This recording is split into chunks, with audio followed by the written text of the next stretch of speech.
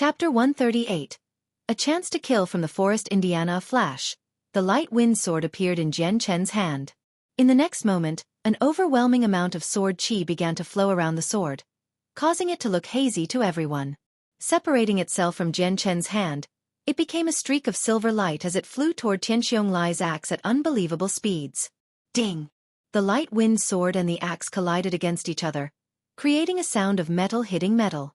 After the attack, the strong amount of sword chi on the light wind sword and the earth saint force on the axe began to dim with each push against each other. A large shockwave had then resulted, spreading out with the two weapons acting as the epicenter, pushing Jian Chen backward just by the force. The light wind sword was blasted backward before slowly floating to a halt. Stopping 10 meters away from where it used to be, it began to shake violently before another wave of sword chi enveloped the sword and shot forward once more. Whoosh! At this moment, the light wind sword was like it possessed a mind of its own. With a shrill sound as it traveled through the air, it flew toward Tianqiong Lai without any further delay. Seeing the light wind sword come at his throat, Tianqiong Lai immediately tilted his neck out of the way. Despite the light wind sword barely missing his neck, the sword chi on the sword had left behind a small trace of a wound on his neck. Jian Chen cried out in pity inwardly, to think that he had such a good opportunity and Tianqiong Lai had unexpectedly dodged it. He wasn't discouraged. Using his spirit to control the light wind sword, he commanded it to fly at Tianqiong Lai once more. Seeing how the light wind sword was flying by itself in midair, Tianqiong Lai couldn't but cry out in shock at this inconceivable event. What kind of trick is this? A saint weapon that is being controlled by no one. How can it fly by itself with such a speed? Tianqiong Lai questioned to himself in amazement. No matter how much he looked at it, he wasn't able to understand it. This was something out his range of knowledge. Once more, under the control of Jian Chen, the light wind sword flashed toward Tianqiong Lai. Tianqiong Lai shouted loudly as his earth saint force began to emanate from his body before condensing over his body like a type of armor. Raising his saint weapon into the air, he sent it flying down toward the light wind sword. At Jian Chen's will, the light wind sword avoided Tianqiong Lai's attack by moving to the side. Because Jian Chen's strength was far too different from Tianqiong Lai's, even if the soul sword increased his attack power several times over, it was still not enough to take on a hit from Tianqiong Lai. Meanwhile, Tianqiong Lai's earth saint weapon crashed into the ground. Bang! Came the sound as the axe ejected all of the nearby dirt, creating a crater. The light wind sword flew around in a circle before reorienting itself and flying at Tianqiong Lai once more. Before Tianqiong Lai could even react, the sharp point of the sword had stabbed into his sturdy body. The incredibly sharp sword chi collided against the incredibly sturdy body of Tianqiong Lai. As the two forces grinded against each other, Tianqiong Lai's durable body couldn't handle the pressure anymore. The light wind sword bore a hole in his armor and stabbed through into his body. However, just as the light wind sword was about to stab into his skin, the inner saint force within Tianqiong Lai's body blocked it. The great saint master saint force then began to force it out of his body. Jian Chen's eyebrows furrowed together as he thought about how difficult Tianqiong Lai was. He didn't think that with such a good opportunity, he still wasn't able to kill him. It would appear that even with the assistance of the soul sword, he was only able to hinder Tianqiong Lai for a moment. Even with good luck, he wouldn't be able to do serious harm, and if he wanted to kill him, it would be easier to scale the heavens. With the soul sword taking up a lot of his spirit, Jian Chen wouldn't be able to last for much longer. Thinking to himself, Jian Chen quickly came to a decision. In a split second, the light wind sword flew back to his hand before disappearing from view. Without further hesitation, Jian Chen began to run toward the magical beast mountain range. The most important matter was that he needed to run away. Because of Tianqiong Lai's strength, defending himself was a difficult task. Right now it was impossible to kill him. It would be for the best to wait until he was stronger and then come back to resolve the issue. Tianqiong Lai stared gloomily at Jian Chen escaping as the earth saint force surrounding him was slowly absorbed back into his body. On his back was a small wound that was slowly dyeing a part of his clothes red. Clan leader. My lord. At that moment, 10 mercenaries came into view behind Tianqiong Lai and stared with shock at the wound on Tianqiong Lai's back. Chase him, you cannot let him escape. Tianqiong Lai shouted before leading the mercenaries forward. Jian Chen had already entered the thick part of the forest in a mad dash.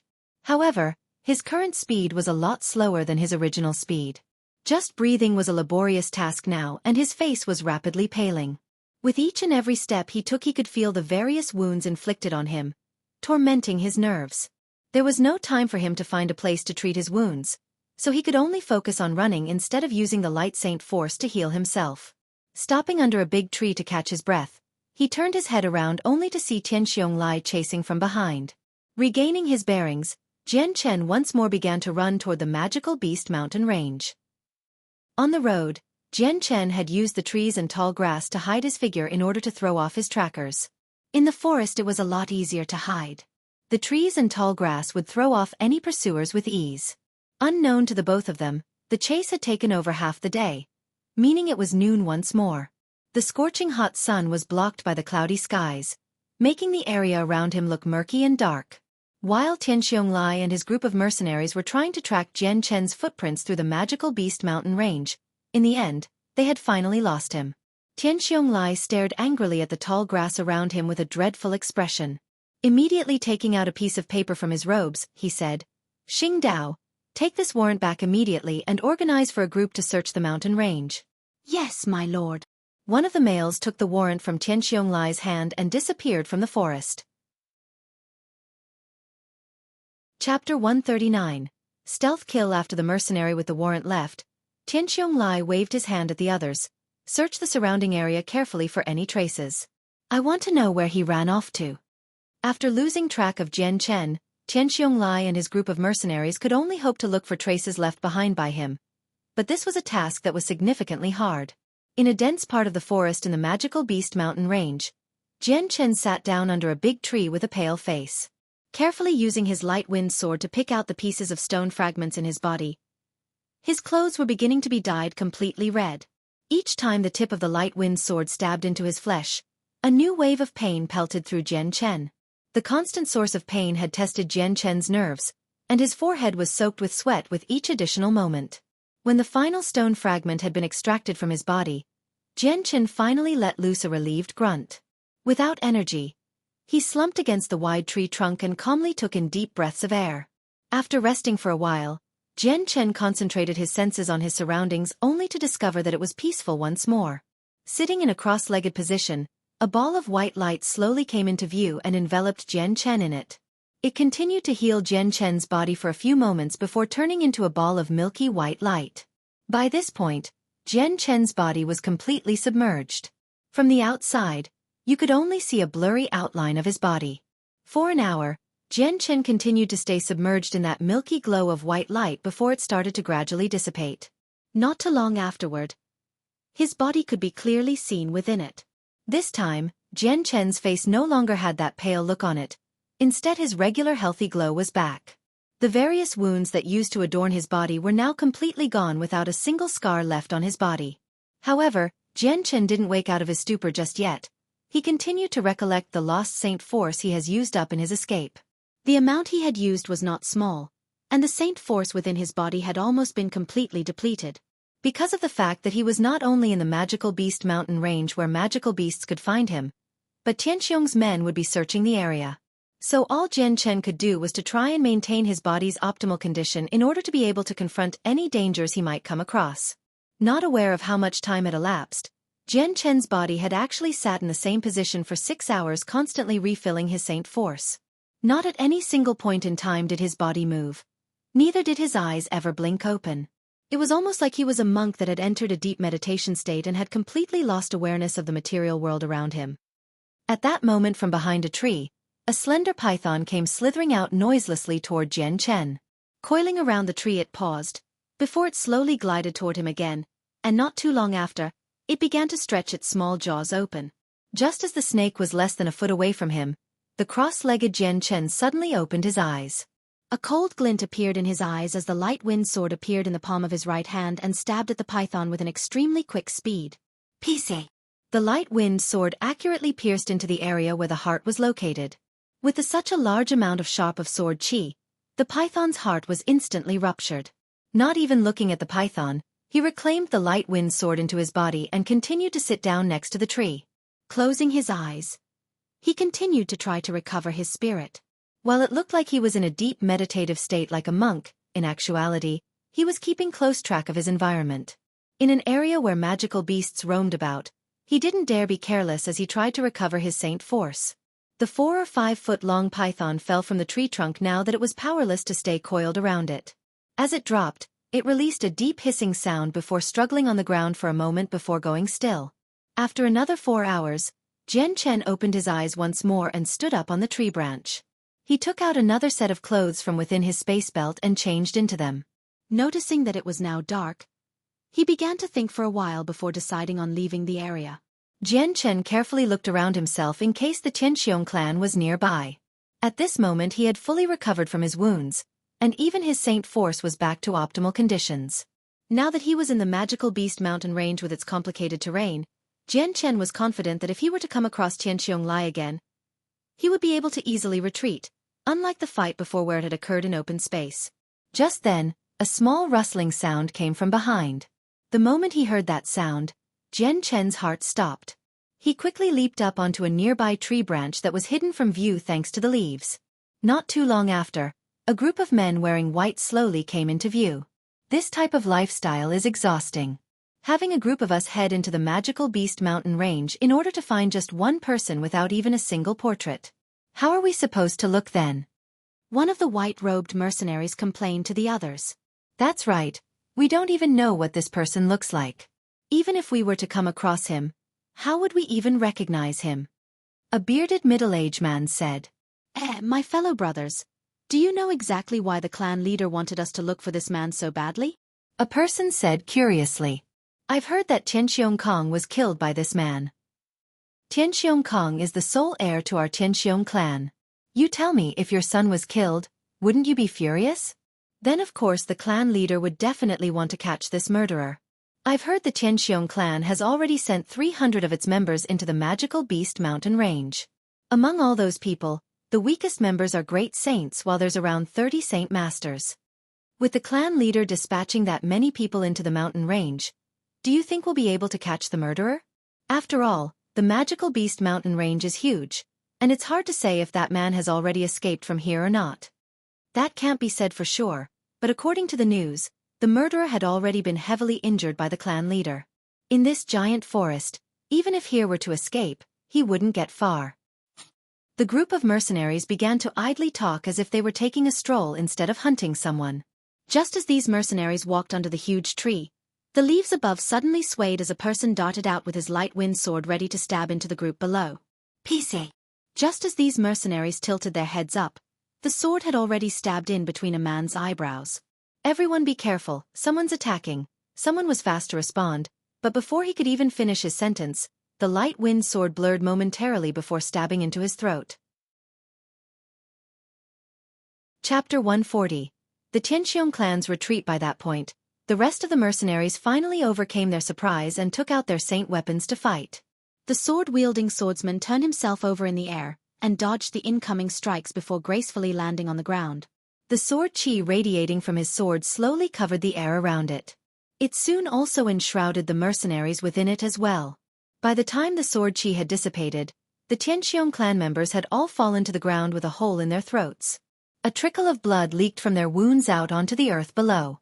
Taking back his sword, Jian Chen calmly looked at the grounded members before saying, "You've given me quite the useful amount of information. 30 saint masters and over 200 great saints. The Tianqiong clan really isn't weak at all. To think that they would send that many people into the magical beast mountain range to find me. It's no wonder they are the #1 clan in Wake City." Jian Chen became silent for a moment before his face slowly started to turn into a smile. "So if you aren't going to let me go, then don't blame me for being fierce. I'll play around with you then." In the blink of an eye, several days had passed, and in the span of those days, Jian Chen had roamed around the place and focused on dealing with the men from the Tianqiong clan. Although Jian Chen normally wasn't one for revenge, he also wasn't one to not fight back. After being provoked and bullied to such a state by the Tianqiong clan, if he didn't make a move, then he wouldn't be able to call himself Jian Chen. Already the amount of people killed by Jian Chen had reached somewhere in the 200 range. Among those, there were 10 saint master experts. The rest were all great saints. With a disastrous loss like this, even for the Tianqiong clan, it would be hard to recover from since they had been damaged down to their roots. The Tianqiong clan actually knew this well and clear, but they had taken no steps to remedy it. On the contrary, They had instead taken more members from their clan and had them search the magical Beast Mountain range in search of Jian Chen's footsteps. Tian Xiong definitely wanted to take revenge for his deceased son no matter how heavy a price he would have to pay. The events that had transpired for the past few days had been known to everyone in Wake City. The Tianxiong clan had been the main ruling power for over 10 years, so Tianxiong reputation could even be said to be very clear. The permanent residential mercenaries and merchants all knew who Tianxiong was and how strong he was. The news that the heir of the Tianxiong clan, Tianxiong Kong, was killed and that Tianxiong had brought a group of ferocious-looking mercenaries into the magical Beast Mountain range to find the assassin had caused a huge commotion in Wake City. This topic was spoken by mercenaries and merchants alike over a cup of tea and a plate of food. However, whoever was so audacious to kill Tianxiong Kong, no one knew who that person was. The only thing they had known about this mysterious assassin was that he was an extremely young person. Every other detail was unknown. The other clans in Wake City had secretly observed the affairs of the Tianxiong clan. When they realized just how much damage the Tianxiong clan had taken while in the magical Beast Mountain range, each one of them had begun to prepare their clan to take over and divide up the shares of the Tianxiong clan in the market. The Tianxiong clan had controlled a large part of Wake City, causing every other clan to be incredibly jealous, but some of them had feared the power of the Tianxiong clan, so they had stayed patient. However, now that the Tianxiong clan had come across such an unexpected accident, their power was no longer the same. Many of the clans couldn't let this opportunity pass by them anymore, and began to stretch out with their hands for the Tianxiong clan's profits. In the magical Beast Mountain range, a group of 20 to 40-year-old worried mercenaries sat in a circle around each other. Clan leader, the situation isn't looking too good here. That brat is as treacherous as a devil and has also gained many experiences about how to hunt in a forest. We are at a disadvantage since he holds an advantage with the terrain and has already shaken us off his trail multiple times. Not only that, but this brat is also very strong. Many of the smaller groups didn't have the strength to kill him at all and eventually were destroyed. Even if his opponent is an expert of the Saint Master, he has been able to go against them all the same. So far the amount of people we brought into the magical Beast Mountain range has been reduced down to half. But I'm afraid that if things continue on like this, the amount of people we will have left would be countable on our hands. A middle-aged man said with concern. That's right, clan leader, that brat is far too cunning. If we group together, he takes on an ambush approach in a way that we don't get to see his face, and the moment we split up, he comes after us one by one. Not only that, but he is as nimble as a monkey in these forests, so we're unable to chase after him. What can we do about that? In our group right now, only my lord would be able to go up against this brat. Another mercenary said with the same amount of worry. Clan leader, right now we are at a disadvantage. It would be best to retreat for now and think things over. A frail-looking person said. Clan leader, right now since we have lost so many members in the magical Beast Mountain ranges, our development in Wake City will be halted. We cannot let that happen. Tianxiong clenched his fist in frustration as his face revealed a hesitant expression. In his heart a fierce struggle was being played. After some time, Tianxiong bit his lips and spoke out. Tell everyone to retreat. Yes, clan leader. Upon hearing this order, each and every mercenary revealed a happy expression as their hearts secretly let loose a breath of air in relief. After facing Jian Chen these past few days, not a single one of them wanted to throw away their lives. It was with good fortune that Tianxiong had been accompanying them. In their eyes, they were deeply afraid of coming across Jian Chen without him. A person grabbed onto a bamboo shoot before setting the fuse on fire. With a shrill whistle, the bamboo shoot flew straight up into the air before exploding with a loud bang and transformed into a scarlet fog of smoke that scattered everywhere. Within the depths of the magical Beast Mountain range, there was a group of mercenaries that sat around in a circle and ate some pieces of meat.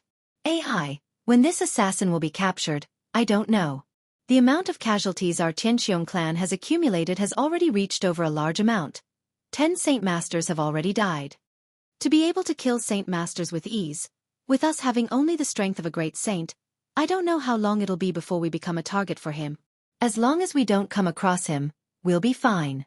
Otherwise, we won't have a life to return home with. The mercenaries sat around the fire and chattered among themselves with worry. At that moment, a loud shrill sound spiraled into the sky. Hearing that, every single mercenary looked up past the tree canopy to see the blossoming fireworks in the sky, leading to a few mercenaries crying out in relief. That's our Tianxiong clan's retreat signal. One of the mercenaries cried out in joy. We can finally return home. What's everyone doing just standing around? Let's hurry up and go home. Did you guys want to stay around here or something? That assassin could come at any time and slaughter us like livestock. Right. Let's hurry up and go. This isn't a place we should stick around. After that, no one was in the mood to eat their food and immediately left the place. Not too long after they left, a shadow dropped down from the trees. This figure was wearing the leather of a magical beast, and already there was the beginning signs of a beard growing on his face. Seeing the group of mercenaries fade out from sight, the figure revealed a sneer. So you want to retreat? That's fine, but just this last time, I hope you let loose one final stream of blood. Whoever offends I, Jian Chen, will not be able to leave so easily. Chapter 141. Where is he? Now that the Tianqiong clan had renounced their search for Jian Chen, they all immediately started to retreat from the magical beast mountain range. At the sight of the firework, they all started to move out quickly. However, Jian Chen didn't plan on letting the Tianqiong clan off that easily. Although there wasn't much he could do against Tianqiong Lai, against those great saints and saint masters, he could easily make do with them. Although the magical beast mountain range usually made it difficult to find other mercenaries, the Tianqiong clan mercenaries were all wearing white and had the Tianqiong emblem on their robes, so finding them was an easy task. Occasionally, the sounds of battle could be heard in the mountain range. Even as the Tianqiong clan members retreated, many groups still came across Jian Chen and were killed.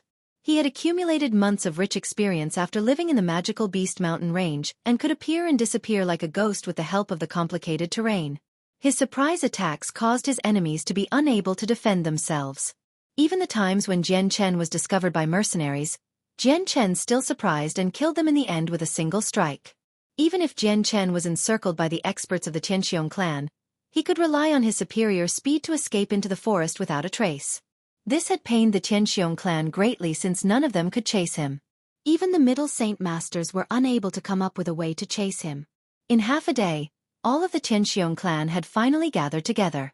Seeing that only 100 people remained, Tianqiong Lai was very depressed. In the beginning, they had entered the magical beast mountain range with 1,000 mercenaries. He didn't think that in just a few days' time, they would lose over 400 members.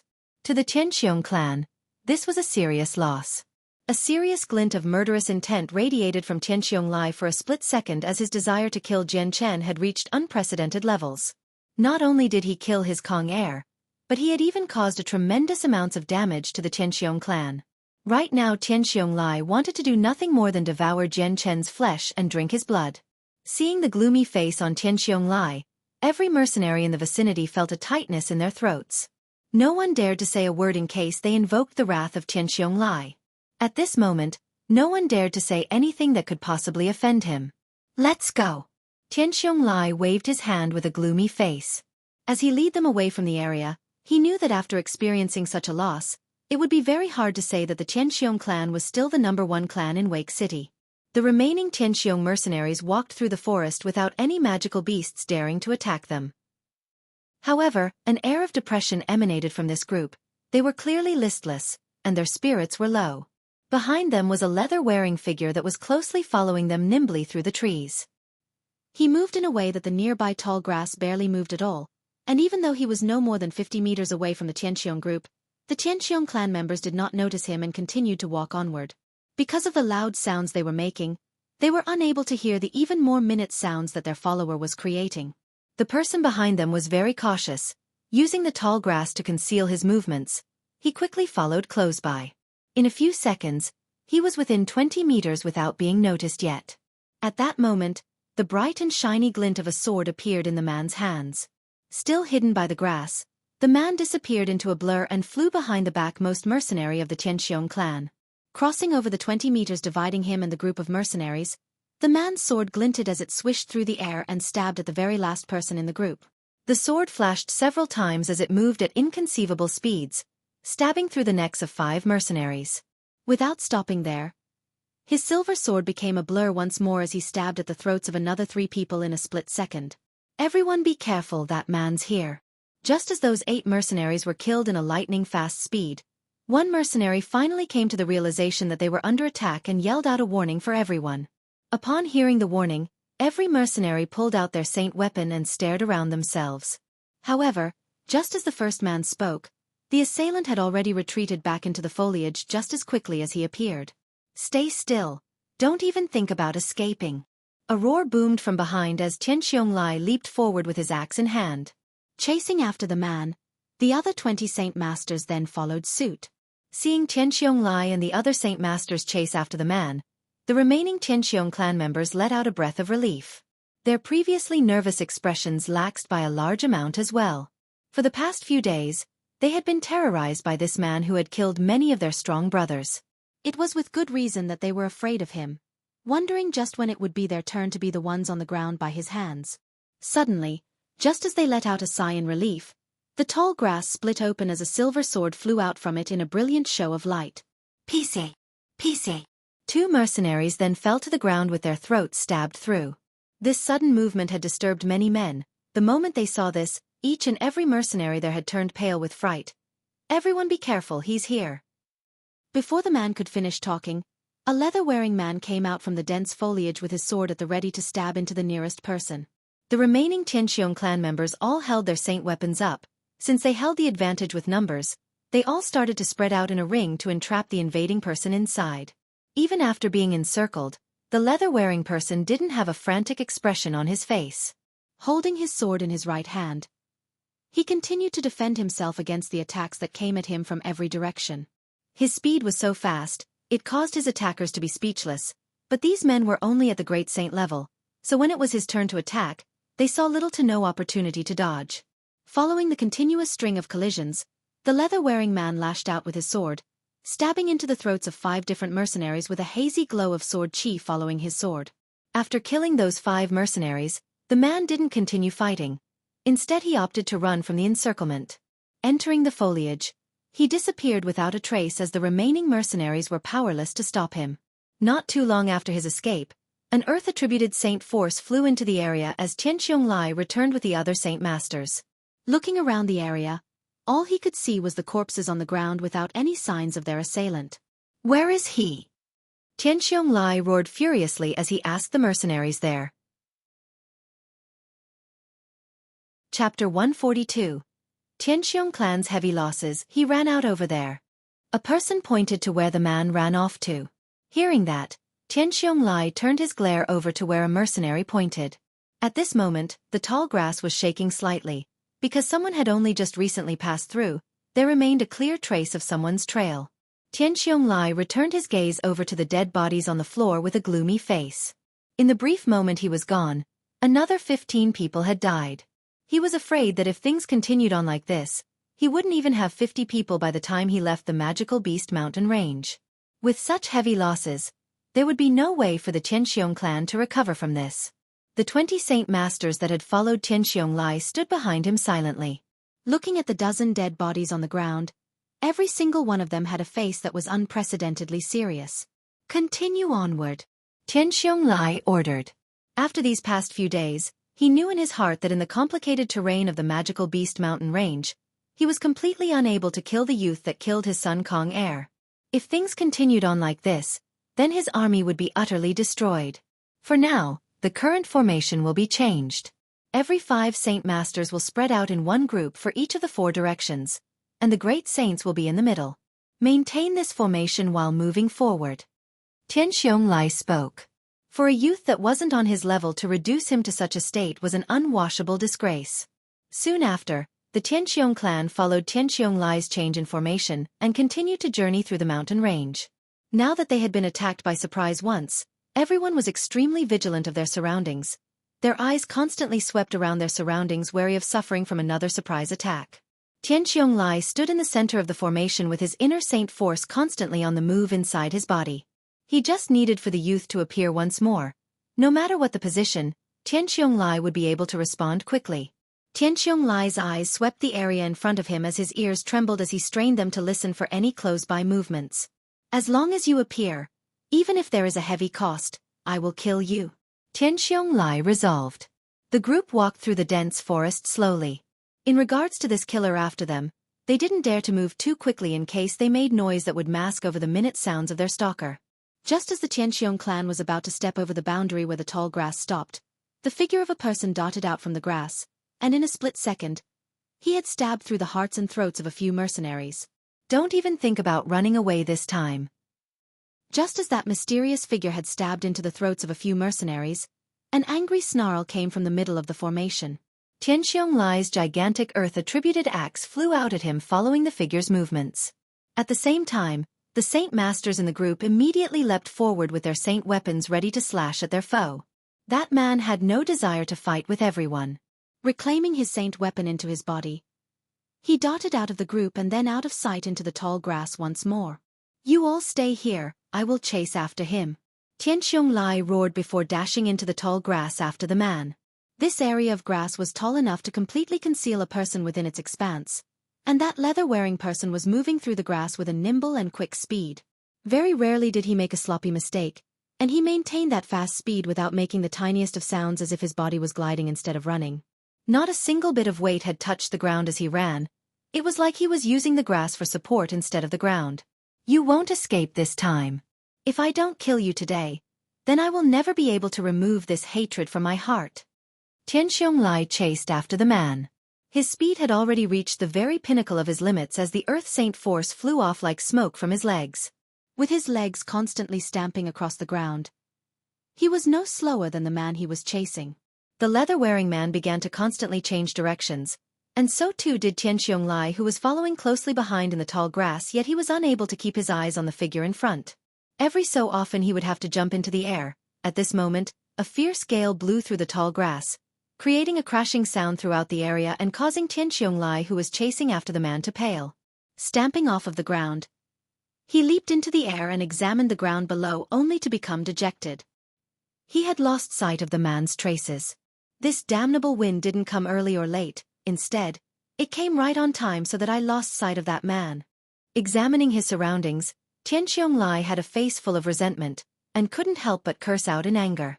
Afterward, he leaped into the air once more, unwilling to give up. Looking down, he tried to find traces of the man, but he could not because of the gale that was still continuing to blow, causing all of the tall grass to constantly sway in the wind and making tracking impossible. I definitely won't let you go if you're a man. Then leave behind your name. Tianxiong Lai roared up at the sky. His voice scattered through the air, causing echoes to be heard from far away. Not too long after, a clear laughter could be heard. Ha ha ha, this one is called Jian Chen. Tianxiong clan, one day I will make another visit, so until that day comes, I hope the clan leader will not worry about me. Jian Chen. Good good good. I, Tianxiong Lai, swear that even if you escape to the ends of the earth, I will find you. You won't ever escape. Tianxiong Lai roared. This time, there was no response. Tianxiong Lai couldn't reply anymore, and instead continued to lead the remaining Tianxiong clan members out of the magical Beast Mountain range.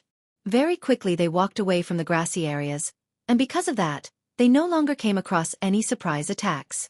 Returning to Wake City, Tianxiong Lai immediately traveled to the Mercenary Union and placed a high bounty on Jian Chen of 10,000 purple coins for the capture of him alive, with his details posted under. Right afterward, the entire Wake City exploded with activity once more. 10,000 purple coins. Such an expensive bounty was a never-before-seen event in Wake City history, and a price this high was rare to see in the entire Tianyuan continent. To add on to that, the Mercenary Union had bumped up the mission grade to a rank, making it a special mission. It wasn't restricted to just mercenaries, as this mission was then sent out to the following nations neighboring the Blue Wind Kingdom. Right at this moment, Jian Chen wasn't aware that the warrant for his capture had been put up with such a high price once more. Right now, he was still in the magical Beast Mountain range washing his body. My current strength should be around the peak Great Saint tier already. These next few days, I should hunt for a few magical beasts in the mountain range and make a breakthrough into the Saint Master level. This way, if I come across Tianxiong Lai in the future, I won't be considered a weak opponent to him. Jian Chen thought to himself as he quickly made plans for the future. Chapter 143. Tortoise Beast AI. Suddenly, Jian Chen let out a sound of surprise from the water edge. After he had washed away the sweat and filth, he stared at his body, only to discover that his skin had surprisingly turned a deep shade of red, completely unlike his usual skin color. What's going on here? How did my body turn red? Jian Chen cried out in astonishment with his eyebrows raised. After thinking about it for some time, his face relaxed and he broke out into a smile. Muttering to himself excitedly, he said, "This is what the book said would happen. This situation means that the anti-venom of the silver-striped golden snake has completely fused with my bloodstream. I didn't think that it would fuse together in only a month's time, nor did I think that the anti-venom of the silver-striped golden snake coursing through my body would make such a change. If my body continues to refine the thousand immunity, then it will eventually gain the ability to reproduce the anti-venom on its own, and by then, I will have truly perfected the thousand immunity. Once I perfect the thousand immunity, all of the blood that my body makes will naturally contain the anti-venom. So I don't need to worry about my body losing any blood with anti-venom anymore." Jian Chen carefully inspected his body just in case there was any other changes to it other than his skin becoming a red color. However, there were no other changes. Everything else was exactly the same as before. Jian Chen leapt out of the river to where his crude leather clothes were, and began to change into them. Since he had decided to cultivate in the magical beast mountain range until he broke through to Saint Master level, Jian Chen didn't want to switch out of his simple clothing. He hadn't had enough time to buy a new set of spare clothes during his last return to Wake City from the mountain range, since he was unwilling to fill his space belt with countless amounts of clothes that would just be wasted out here. Because of the complicated terrain and all of its thistles and thorns, any clothes worn here would be quickly ruined. Even if he did bring several sets of clothes, he wouldn't want change into them just for that reason. Jian Chen continued on deeper into the mountain range where the Class 3 magical beasts roamed, staying there for a few days. As the next couple of days passed, Jian Chen continued on as usual. In the daytime, he would look for the traces of magical beasts and kill them. At night, he would use the monster cores to cultivate. However, because he hadn't prepared any repellent herbs for mosquitoes and other poisonous insects, every night was a night of torment for him as they harassed Jian Chen. It was a good thing that Jian Chen had the primary step of the thousand immunity down, so he didn't have to worry about the poisonous bites of the insects. Plus, because he could control Light Saint Force, the remaining swelling or other injuries he did sustain were immediately treated, and disappeared without a trace. During the past few days, Jian Chen had already reached the peak Great Saint level. Adding on to the fact that he had been fighting Class 3 magical beasts every day, his originally exquisite swordplay became even more perfect from this refinement. As his strength grew, the power of his physical body also gradually increased. Although it was still far from reaching invulnerability, it undoubtedly provided him an extremely durable body that could fully utilize his nimble swordplay. After all, if he wanted to increase his speed, the toll on his body would be extremely high. If his body's resilience wasn't enough, a simple fist that used all his strength would most likely cause his arm to throb in pain, as if blood wasn't flowing through it. If he ceaselessly maintained his lightning-fast swordplay, the greatest merit it would provide would be in his cultivation of the profound azulate sword law, especially for its first layer of techniques, refined body. It would not only help strengthen every cell in Jian Chen's body, it would also make his body softer and yet still possess an exceedingly strong toughness. Under these various conditions, Jian Chen's weaknesses were worked in a way that improved and helped condition Jian Chen's sword strokes to be even harder to dodge. After becoming a great saint, killing Class 3 magical beasts was a great deal easier than before. Nearly 40 magical beasts died from Jian Chen's hands every day. Right now, somewhere in the magical beast mountain range, Jian Chen and another gigantic Class 3 magical beast were fighting. The magical beast was the size of several cattle, and its entire body was covered with fine scales as a layer of defense. Jian Chen's body was like a speed demon as he continued to run in circles around the magical beast. The light wind sword in his hand was like a sharp silver ray of light as it continuously struck against the scales of the magical beast. The density and toughness of the scales on the magical beast were extraordinary, so even if Jian Chen really wanted to break through them, he would have a hard time doing so. In addition, the magical beast was humongous. Even if the light wind sword did pierce through the beast's body, the blade would not harm the beast in the slightest, unless fatal. Just as the magical beast started to shake, Jian Chen saw his chance. In a flash of lightning, he stabbed at the throat of the magical beast and pierced straight through it. Unfortunately, after Jian Chen stabbed through its throat, the magical beast still did not die. Letting out a destitute roar, it began to charge at Jian Chen with a ferocity even more intense than before. This tortoise magical beast is at the peak of a Class 3 magical beast level. It is even about to reach the Class 4 magical beast level. No wonder its vitality is this strong. It seems that if I want to take care of this quickly, I will have to take action from within his body. Otherwise, unless I behead, it will be very difficult to kill. Jian Chen muttered as he looked at the magical beast in front of him. Not only was the magical beast strong in terms of defense, but its vitality was extraordinary as well. Even after Jian Chen had stabbed into its throat, it still didn't die. Rather, the matter had infuriated it further. While Jian Chen and this tortoise magical beast were battling, a group of mercenaries came into the battlefield. There were 20 men in that group with faces so filled with mud that aside from their ages, no other distinguishing traits were visible. About half of them were wearing leather-skinned clothing while the other half had clothes that were in extremely poor conditions. 2 of the mercenaries were even wrapped up completely in bandages. Their blood could easily be seen bleeding underneath the wrappings, signifying that they were heavily wounded. The moment this group of mercenaries saw the tortoise magical beast fight with Jian Chen right in front of their eyes, they immediately let out a surprised shout. That seems to be Jian Chen. Chapter 144. Black Leopard Mercenaries. Hearing this, the entire group of mercenaries became startled and looked over at Jian Chen with careful eyes. A medium-sized build around the age of 20 years old. Wields a slender-sized silver-long sword with rapid speeds while being nimble. Captain, this man resembles the one on the bounty posters put up by the Qianxiong clan in the mercenary union. In my opinion, this is definitely Jian Chen. A leather hide-wearing mercenary said next to another mercenary whose clothes were still intact. That's right, Captain. I'm absolutely sure this person is Jian Chen. The Qianxiong clan has put out a 10,000 purple coin reward for the capture of Jian Chen. If we can capture him, then those 10,000 purple coins will be ours. Another shriveled mercenary spoke. Another man spoke out softly. I can see that this Jian Chen won't be so easy to handle. Do you guys not see how he is single-handedly fighting against that Class 3 magical beast? What are you afraid of? No matter how awesome he is only one person while we are many. Don't tell me you're afraid of a single person. If word of this spreads out, then our Black Leopard mercenaries will have no face left to preserve in Wake City. Another leather hide-wearing mercenary said with a muffled voice. What he's saying is right. Even if he's amazing, he's still only one person. Could it be that our Black Leopard mercenaries are afraid of a single 20-year-old kid? At that moment, a calm-looking person opened his mouth. Okay, everyone stop arguing. Listen to the captain's opinion. After he had finished speaking, everyone had stopped talking and turned to look at the person who was at the front of the group. Out of everyone in the mercenary group, only he could be considered to have clothes that were in perfect condition. He was the leader of the Black Leopard mercenaries.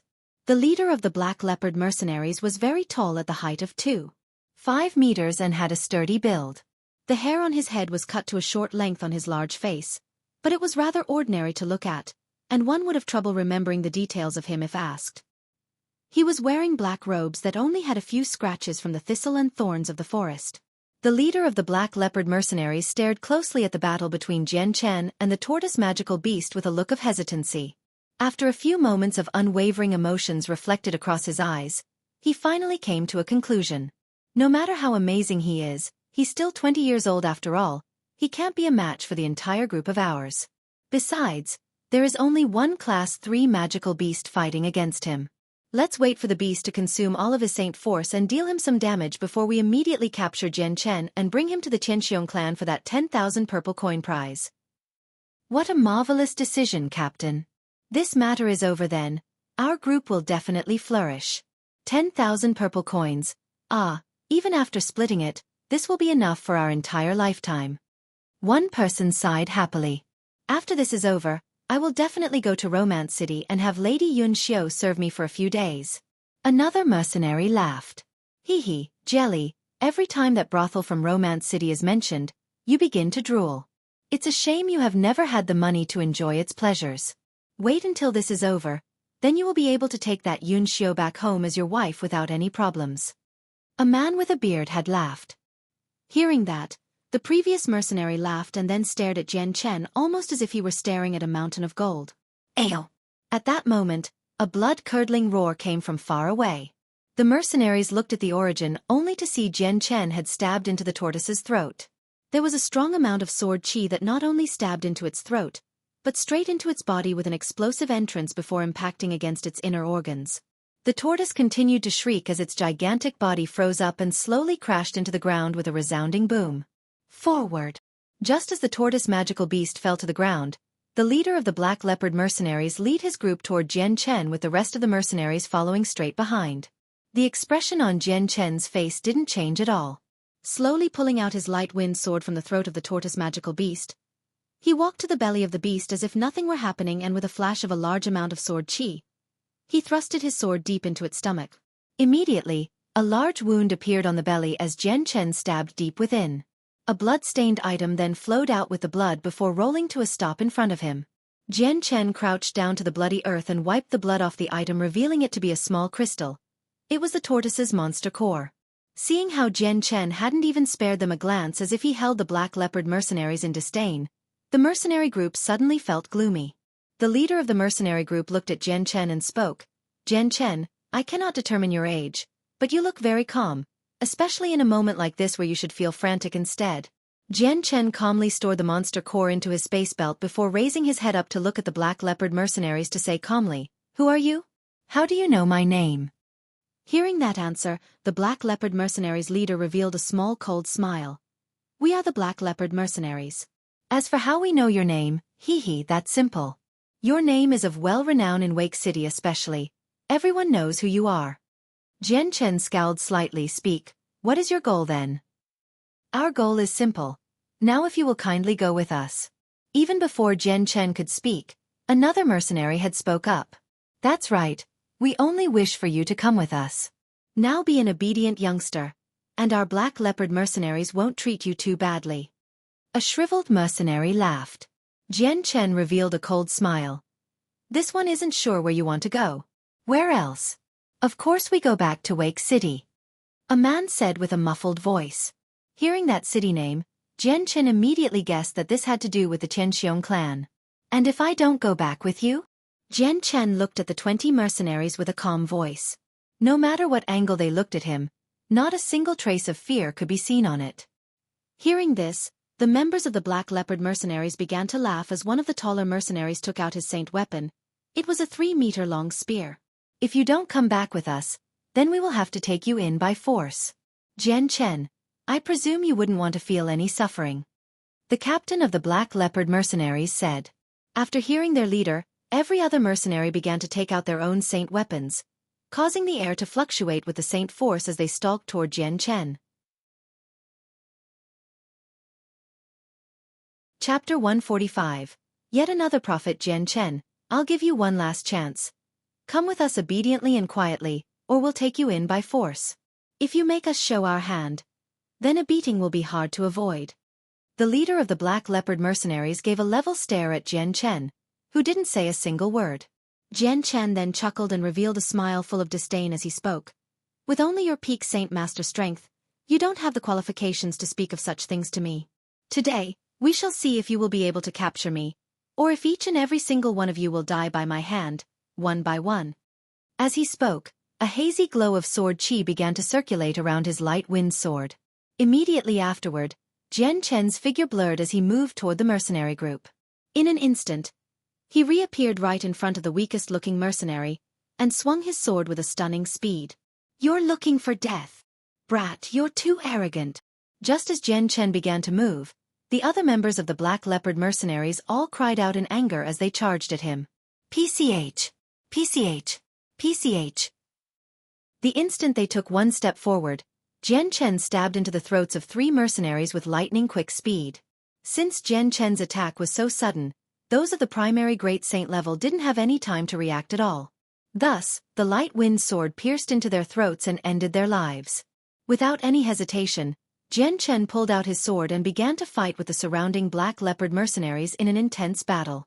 Although they held the advantage in numbers, the number of enemies that were consistently trying to hit Jian Chen numbered only around 7. The rest surrounded Jian Chen so that he would have no way to escape. At the same time, they would be able to jump in at any time to provide assistance if needed. Among the 7 mercenaries that were fighting Jian Chen, there were 5 Saint Masters and 2 Great Saints. The people of the Black Leopard mercenaries weren't stupid. They knew that a person capable of incurring the wrath of the Tianxiong clan couldn't possibly be weak. Thus, the 5 Saint Masters attacked him at the same time.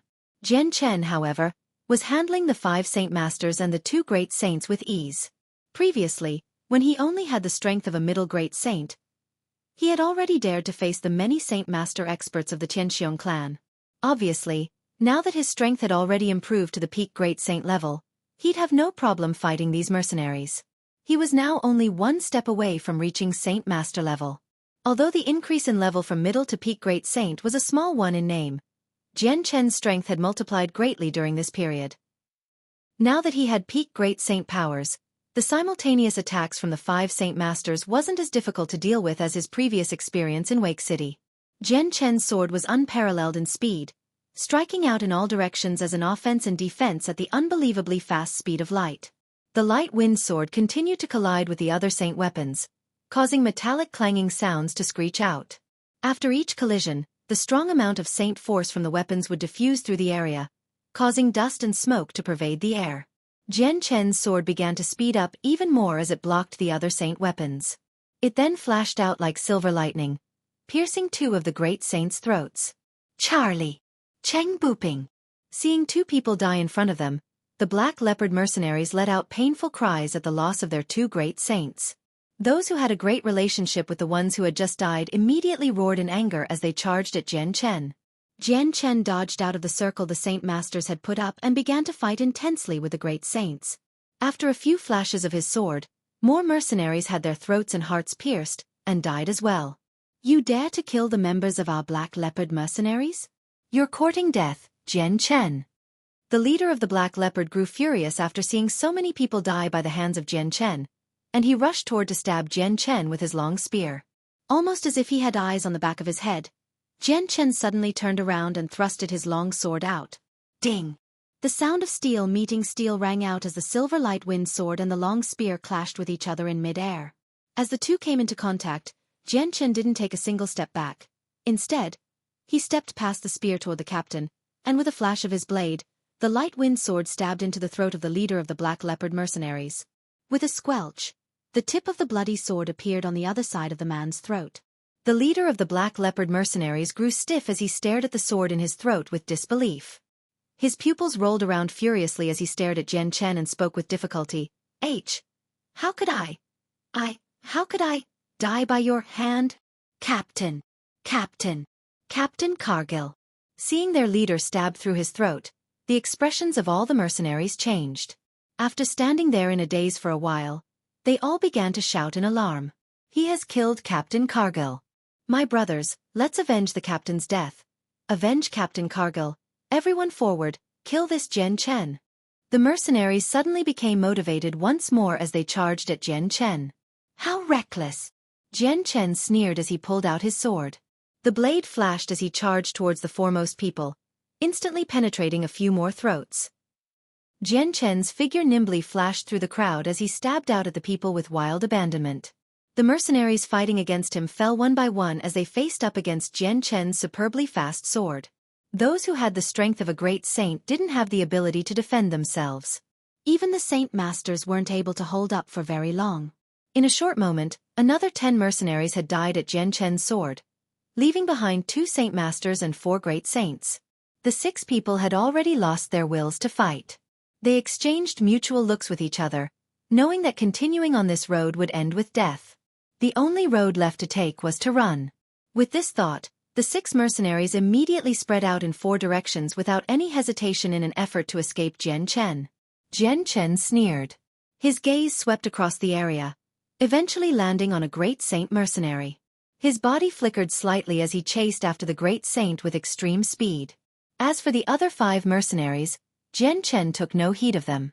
That Great Saint who had been trying to escape from Jian Chen's pursuit was blocked off by him in the blink of an eye. What are you going to do? Seeing Jian Chen appear right in front of him, the mercenary's face grew pale as he began to shake and timidly pulled out his saint weapon. The light wind sword disappeared from Jian Chen's hand as he crossed both arms across his chest. Staring at the mercenary who was close to his age, he said indifferently, "Do you wish to live?" "Of course." That mercenary replied almost instantaneously.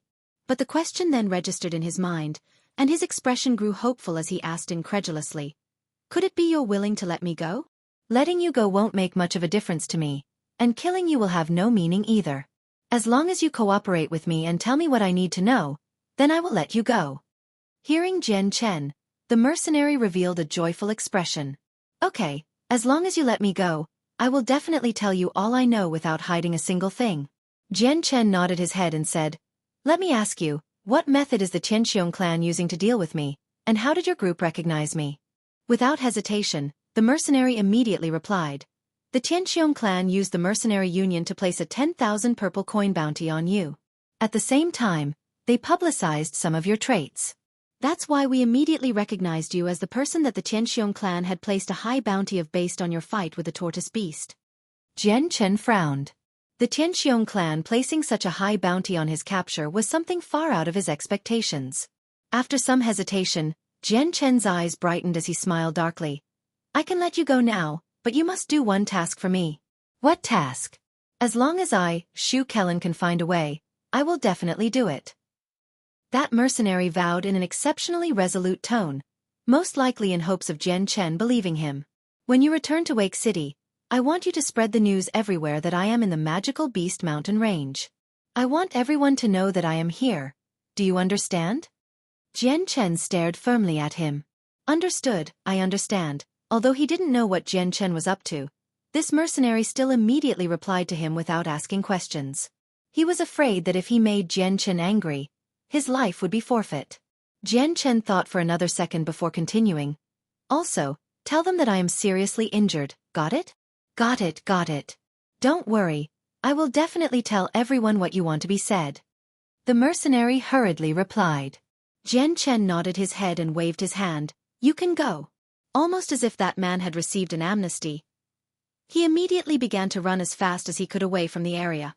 Based on his appearance, it seemed as if he was afraid that Jian Chen would change his mind and take his life in the end.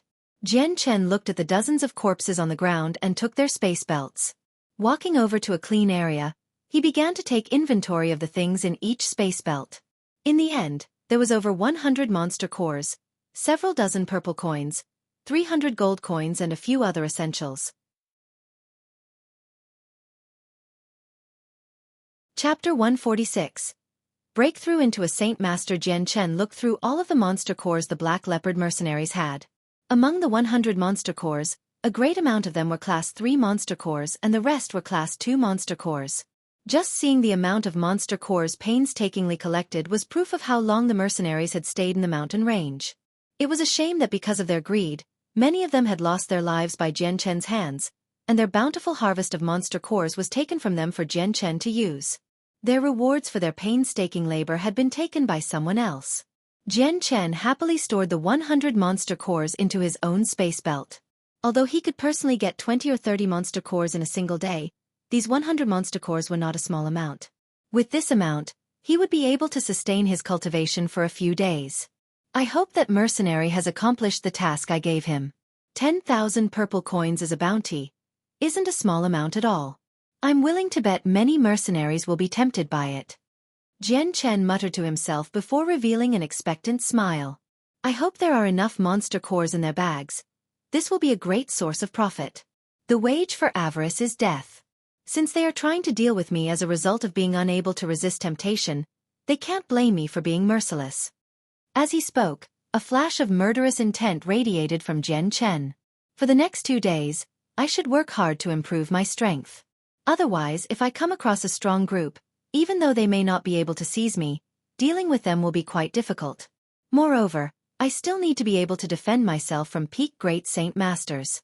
With my current strength, going against peak Saint Masters isn't a problem. But if I come across a peak Great Saint Master, that could potentially be dangerous. If it doesn't go well, I might have to run away.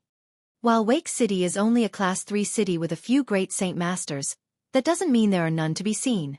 Just like the rarity of phoenix feathers and unicorn horns, nobody can guarantee that there wouldn't be any Great Saint Masters would come at me as a result of being unable to turn down the temptation of 10,000 purple coins.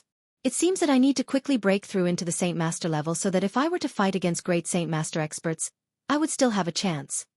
After he made his plans, Jian Chen decided to not kill any more magical beasts and instead walked over to the side of a hill, where there was plenty of vegetation growing through the cracks of a steep rock face. Jian Chen walked up to the wall and gently pushed away the tall grass to reveal a hole. This cavern had been discovered by Jian Chen 2 days ago. Taking out a few materials from his space belt, he fashioned a torch and walked straight into the cavern. The passageway was very narrow. Only one person would be able to walk over the uneven surfaces. Traces of handprints and footprints could be seen all over the place, showing that this cavern had been artificially expanded. Following the curved, 30-meter-long pathway, Jian Chen finally reached the end of the cavern. The circumference of the dead end was around 10 meters, and it had a height of 3 meters. The ground was very flat, and a stone table and bench sat nearby. 2 days before, when he had just discovered the cavern, Jian Chen had already known that others had stayed in this cavern for quite a while. However, a thick layer of dust covered the ground, clearly indicating that it had been ages since a person had last come here. After inspecting the cavern and confirming the security of it, Jian Chen stuck his torch onto the wall and sat down in the central point of the dead end while taking out a few Class 2 monster cores to cultivate. He was definitely safer in this hidden cavern compared to the open outside mountain range, and it allowed Jian Chen to freely enter a state of cultivation as he pleased. After hunting for a few days in the magical Beast Mountain range, he had amassed a large amount of monster cores. Adding on to the hundreds of monster cores he had gained from the Black Leopard mercenaries, the amount of monster cores in Jian Chen's possession was enough for him to cultivate for 1 full month. Jian Chen wasn't at all worried about a shortage of monster cores. The energy within the monster cores became absorbed into Jian Chen's body at alarming speeds. The powerful energy gathered around his body, and was already gradually condensing into an extremely weak light. Because of the azure and violet glows within his dantian, Jian Chen's cultivation rate had improved 100 times over, but at the same time, the 2 glows robbed him of his cultivation. Jian Chen would only see a small part of what he absorbed and cultivated. Despite this, his cultivation speed was still a bit faster than before. Within Jian Chen's dantian, the strong saint force began to form the hazy shape of a sword. Although very blurry, it actually looked very similar to his light wind sword to the point where even the handle of the sword could be more or less distinguished. As Jian Chen continued to absorb the stream of energy within the monster cores, the sword within his dantian began to condense with saint force slowly as it expanded outwards. According to this speed, I will soon be able to break through into the saint master level. I estimate that it should take me from 10 days to half a month. But still that won't do, that is too slow. Jian Chen furrowed his eyebrows in thought. Because of his dantian, all of the energy from the monster cores was being robbed from him, causing him to feel a bit dissatisfied. Let's see if I can take that energy back. Suddenly, Jian Chen's heart shook as he began to concentrate on stealing the energy back from the 2 glows in his dantian. However, the speed in which the azure and violet glow was absorbing the energy was far too fast. Even when using all of his strength, he was only able to take back a small amount of energy. Despite this result, Jian Chen was still extremely satisfied. With this small amount of energy, his cultivation speed had improved by a good 10 or 20%. If he were to continue with this speed, it wouldn't take him more than a few days to make the breakthrough. In the cavern, Jian Chen was in a deep state of cultivation, but outside of the magical Beast Mountain range in Wake City, the entire city was in an uproar. When the news had escaped from the mercenary's mouth, no one knew whether or not it was genuine, but it had still caused every single mercenary to give it some thought. This person had a bounty placed on him for 10,000 purple coins.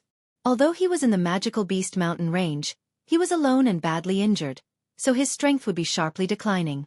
This piece of unconfirmable news had made many mercenaries travel to the magical Beast Mountain range in hopes to confirm it. They had to make sure since it was 10,000 purple coins, and since the target was only a young man who was barely 20 years old, this was a simple task in the eyes of many people. The only trouble they would have would be to locate him. With a mission that had a target like this, there weren't many people that could resist the temptation of 10,000 purple coins. Despite many people telling them that the target this time was not weak at all and had even caused the Qianxiong clan to take a heavy loss, these mercenaries still had no fear. After a few days of Jian Chen staying in the magical Beast Mountain range, many cities around Wake City had already heard the news of Jian Chen being seriously injured. Many mercenaries had already begun to rush towards Wake City in huge numbers. Seeing the situation swell up like this, a few of the lone mercenaries who had confidence in their strength and luck looked toward the magical Beast Mountain range. To them, they would take advantage of this situation for their own advantage. In a flash, 7 days had passed.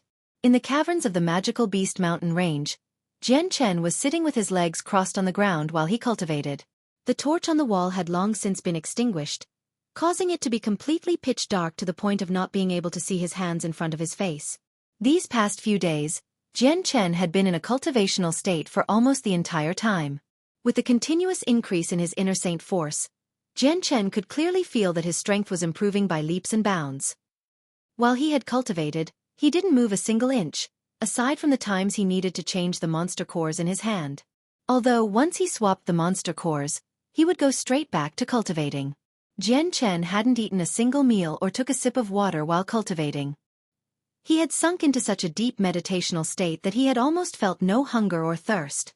In those days, a third of the monster cores in Jian Chen's space belt had already been used up.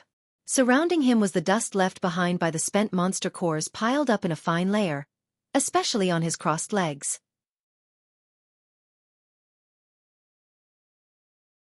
Chapter 147. Identity revealed. At that moment, a wave of intense energy pulsed out from Jian Chen's body. At this hour, his cultivation speed had gone up by another noticeable amount, yet the energy from within the monster cores was pouring out like stampeding horses. It was already too much for Jian Chen to handle, and so the energy floated in the air around him, looking like a dense white cloud of fog. In the cavern, this fog was extremely noticeable as it floated about him. In fact, Jian Chen's body had begun to light up with the fog surrounding him, making his body stand out in the dark cavern. At the same time, all of his pores expanded to a larger size, almost as if they were the mouths of thirsty children. The white mist like fog around Jian Chen then began to be swallowed into his body to be used as an energy source, consumed for Jian Chen's cultivation. As the pores on Jian Chen's body began to swallow the energy around him, he began to also feel a slightly painful sensation within his body.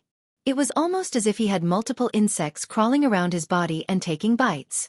With such an annoying and irritating sensation like this, any person would feel it deep within their hearts. As Jian Chen sat on the ground of the cavern with a peaceful look, he looked like a monk deep in meditation. Despite his peaceful demeanor, he could still feel the pain within his body. However, if one were to look at him, they would not be able to tell he was experiencing any pain. Meanwhile, within his body the energy that was absorbed through his pores was gathering within his dantian, where it was then absorbed by the sword within it. As the saint weapon absorbed the energy, it began to slowly change in a way that the shape of the sword grew more distinguished. All of the energy it had accumulated had added itself to its strength, and with each second the energy was absorbed, the saint weapon grew in length and size. Right now, Jian Chen was already at the threshold of breaking through into a saint master. This show continued on for 4 more hours until the monster core in Jian Chen's hand started to flicker.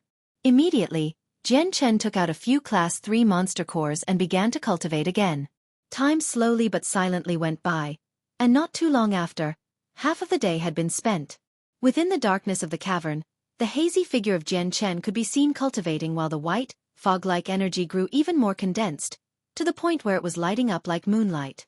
At that moment, an intense amount of energy flew out from Jian Chen and reverberated all over the cavern. The energy grew more and more intense as it eventually evolved into a squall that roared throughout the cavern. The dust kicked up everywhere and was scattered by the squall of energy.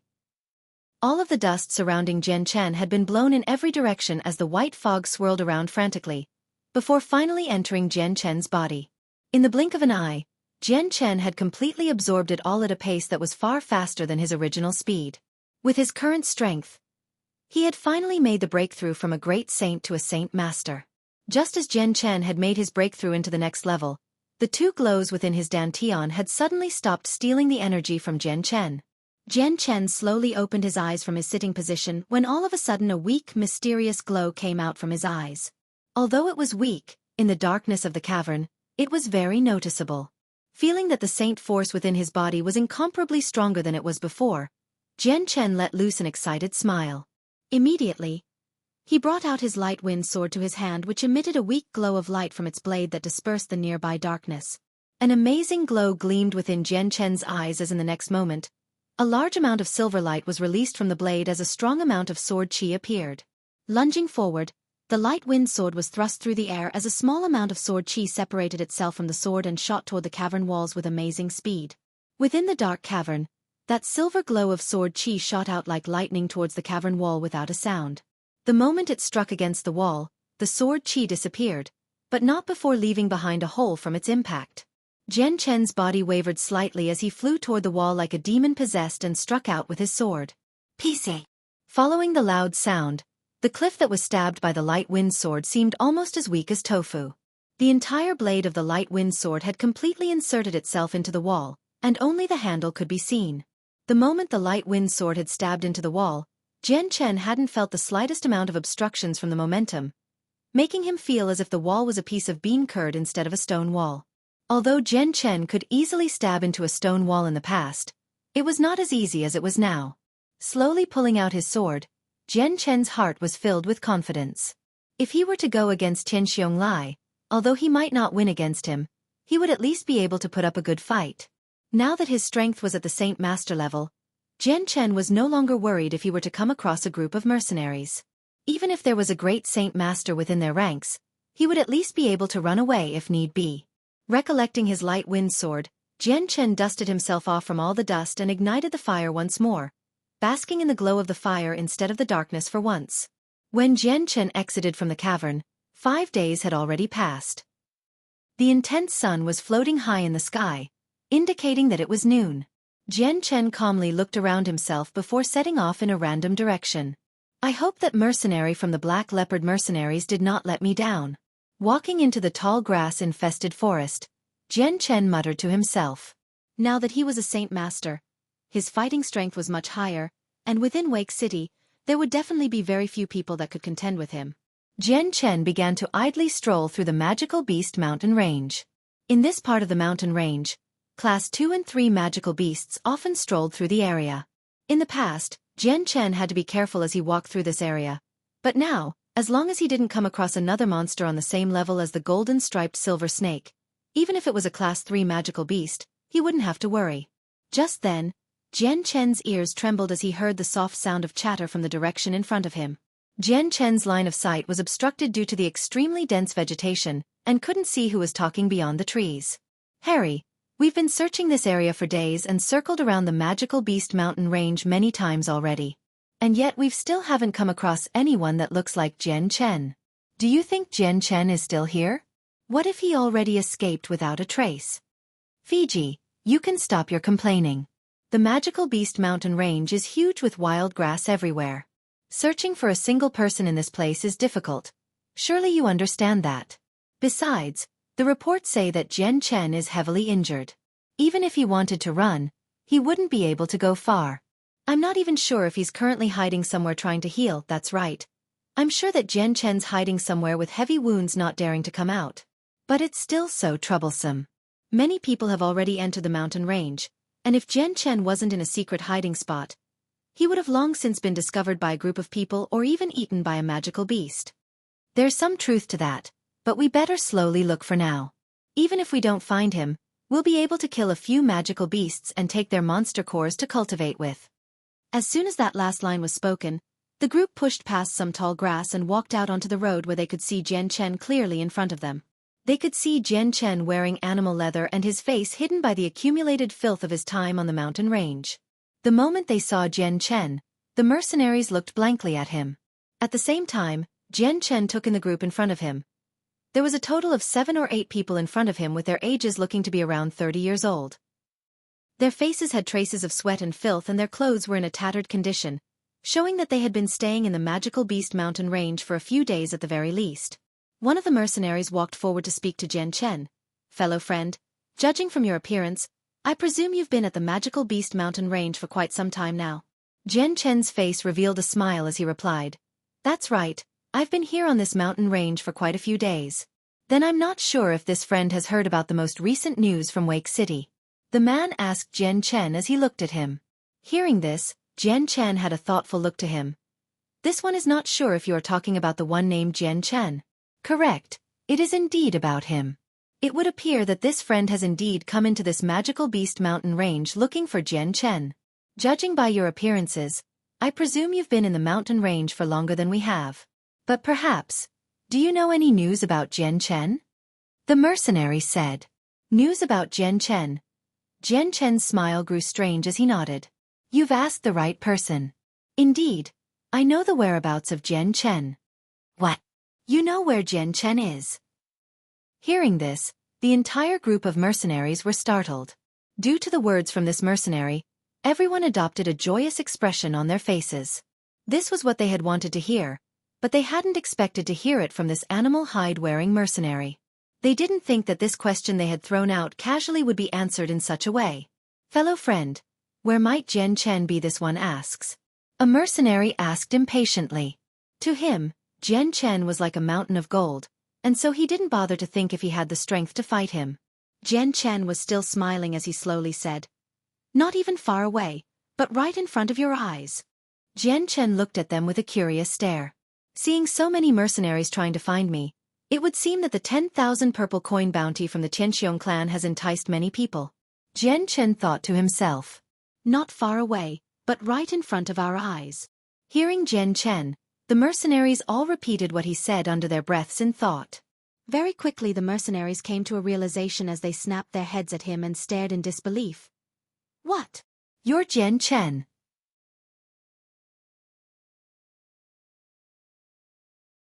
Chapter 148. Spare us. As the mercenaries cried out, their eyes landed on Jian Chen with shock written all over their faces. Not a single one of them had thought that after looking everywhere in the magical Beast Mountain range, they would coincidentally come across him. What was more amusing was just how exactly they came across Jian Chen. Another mercenary laughed bitterly as he stared at Jian Chen. "I say, fellow brother, you shouldn't joke around in such a manner just in case some idiot believes what you say and drags you off to the Tianqiong clan for the bounty." Hearing that mercenary, the other mercenaries saw the light and began to force a smile as well. The words Jian Chen had said had truly shocked them. Fellow friend, right now Jian Chen's name is infamous around this area. It would be best for you if you refrain from joking around like that again, or else you risk having trouble come looking for you. A mercenary said. Not a single one of them believed that this animal hide-wearing person was the Jian Chen they were looking for. Jian Chen laughed and said, "Then what would you need to believe that I'm Jian Chen? According to what we know, Jian Chen's saint weapon is a thin longsword and is quite young. Around the age of 20 to be exact. His speed is quite fast, as is his sword strokes, to the point where even a few Saint Master experts aren't able to dodge them. It was said that because these Saint Masters weren't able to dodge his sword that they died by Jian Chen's hands." A mercenary said. A silver sword appeared in Jian Chen's hands. It was his light wind sword. Laughing, Jian Chen said, "Take a look, the sword Jian Chen uses, is it this one?" Hearing this, the mercenaries looked at the light wind sword in Jian Chen's hands with a curious look. This sword here has some resemblance. That's right, it's quite similar, almost exactly the same. Right away, two mercenaries couldn't help but cry out. Hearing those two, the rest of the mercenaries began to grow serious as they looked at Jian Chen, their attitudes toward him slowly changing. "You really are Jian Chen." A mercenary stared at the dust-filled face of Jian Chen. As the way things were now, these mercenaries had all came to the conclusion that this person in front of them was the person they had been painstakingly looking for. Jian Chen laughed as he said, "That's right, I am Jian Chen.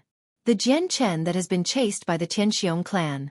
Right now, I stand here waiting to see if you can capture and take me back to Wake City for the bounty." Hearing that, the mercenaries began to laugh out loud as they looked at each other before one of the mercenaries cried out, "My brothers, surround him." With that command, a mercenary rushed toward Jian Chen while the rest of the mercenaries hesitated for a moment before charging along with him, surrounding Jian Chen in a circle. Just as Jian Chen absorbed the light wind sword, both of his hands rested against his chest as he looked at the mercenaries surrounding him. With disdain, he said, "It would appear that many people were tempted by the 10,000 purple coin bounty, but I didn't think that even great saints would come to capture me as well. Could it be that you didn't hear about how many Saint Masters died by my hand? Or do you think your strength surpasses those of the Saint Masters?" The mercenaries all looked at Jian Chen with some hesitation as they listened to him, but one of the mercenaries cried out, "Jian Chen, you can stop pretending to be brave. Right now, everyone knows that you are heavily injured, so your strength is nowhere near the same level as it was. It would be best for you if you were to come with us obediently, otherwise, don't blame us for being impolite. By that point, don't say that we bullied you." Jian Chen shook his head helplessly as he muttered, "It seems that the money has really addled your brains to the point where you don't even care for your own lives. Forget it, I don't feel like speaking with you anymore." Jian Chen then stopped talking before his body shook slightly before appearing instantly right in front of a close-by mercenary. making a fist with his right hand. He slammed it into the nose of that mercenary without any fancy movements. Ah! The mercenary cried out in agony as he held his nose in pain. Blood began to slowly drip down from it, and before long the entire bottom part of his face was covered with blood. Jian Chen's fist had broken his nose. After breaking that mercenary's nose, Jian Chen didn't stop there. Immediately kicking at his stomach, the man was sent flying back 5 meters. Immediately after, Jian Chen's body disappeared and reappeared right in front of another mercenary with a great amount of saint force circling his leg. With that leg, he lashed out at the chest of the mercenary. Bang! Came the collision. The mercenary didn't have any time to react before being sent flying into the air with blood flying out from his mouth. Jian Chen, what a lowly person you are for using a sneak attack. Everyone forward, take him. After Jian Chen had attacked those 2 mercenaries, the rest of the mercenaries were brought back to awareness and flew at Jian Chen with their saint weapons ready to slash. Jian Chen nimbly dodged the attacks and dashed forward, and with his fists at the ready, he attacked a few of the mercenaries at a rapid pace, causing an endless stream of sounds to be heard.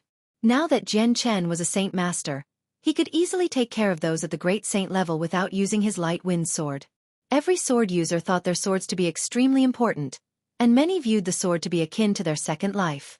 Jian Chen was no exception. Looking at these mercenaries in front of him, if he were to use his sword to kill these mercenaries, it would be like killing a chicken with a cow cleaver.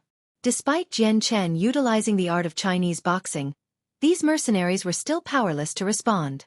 Within a few breaths, they had fallen to the ground with bloody noses and swollen faces. Jian Chen clapped his hands together as he looked at the pained mercenaries on the ground and laughed. Do you still believe you can take me in to get that reward? Lord Jian Chen, please spare us please. We were possessed and seduced to the point of foolishness by the thought of the reward. You must be generous. Please spare us this time. A mercenary crawled from the ground and began to bow his head to Jian Chen while pleading in a loud voice.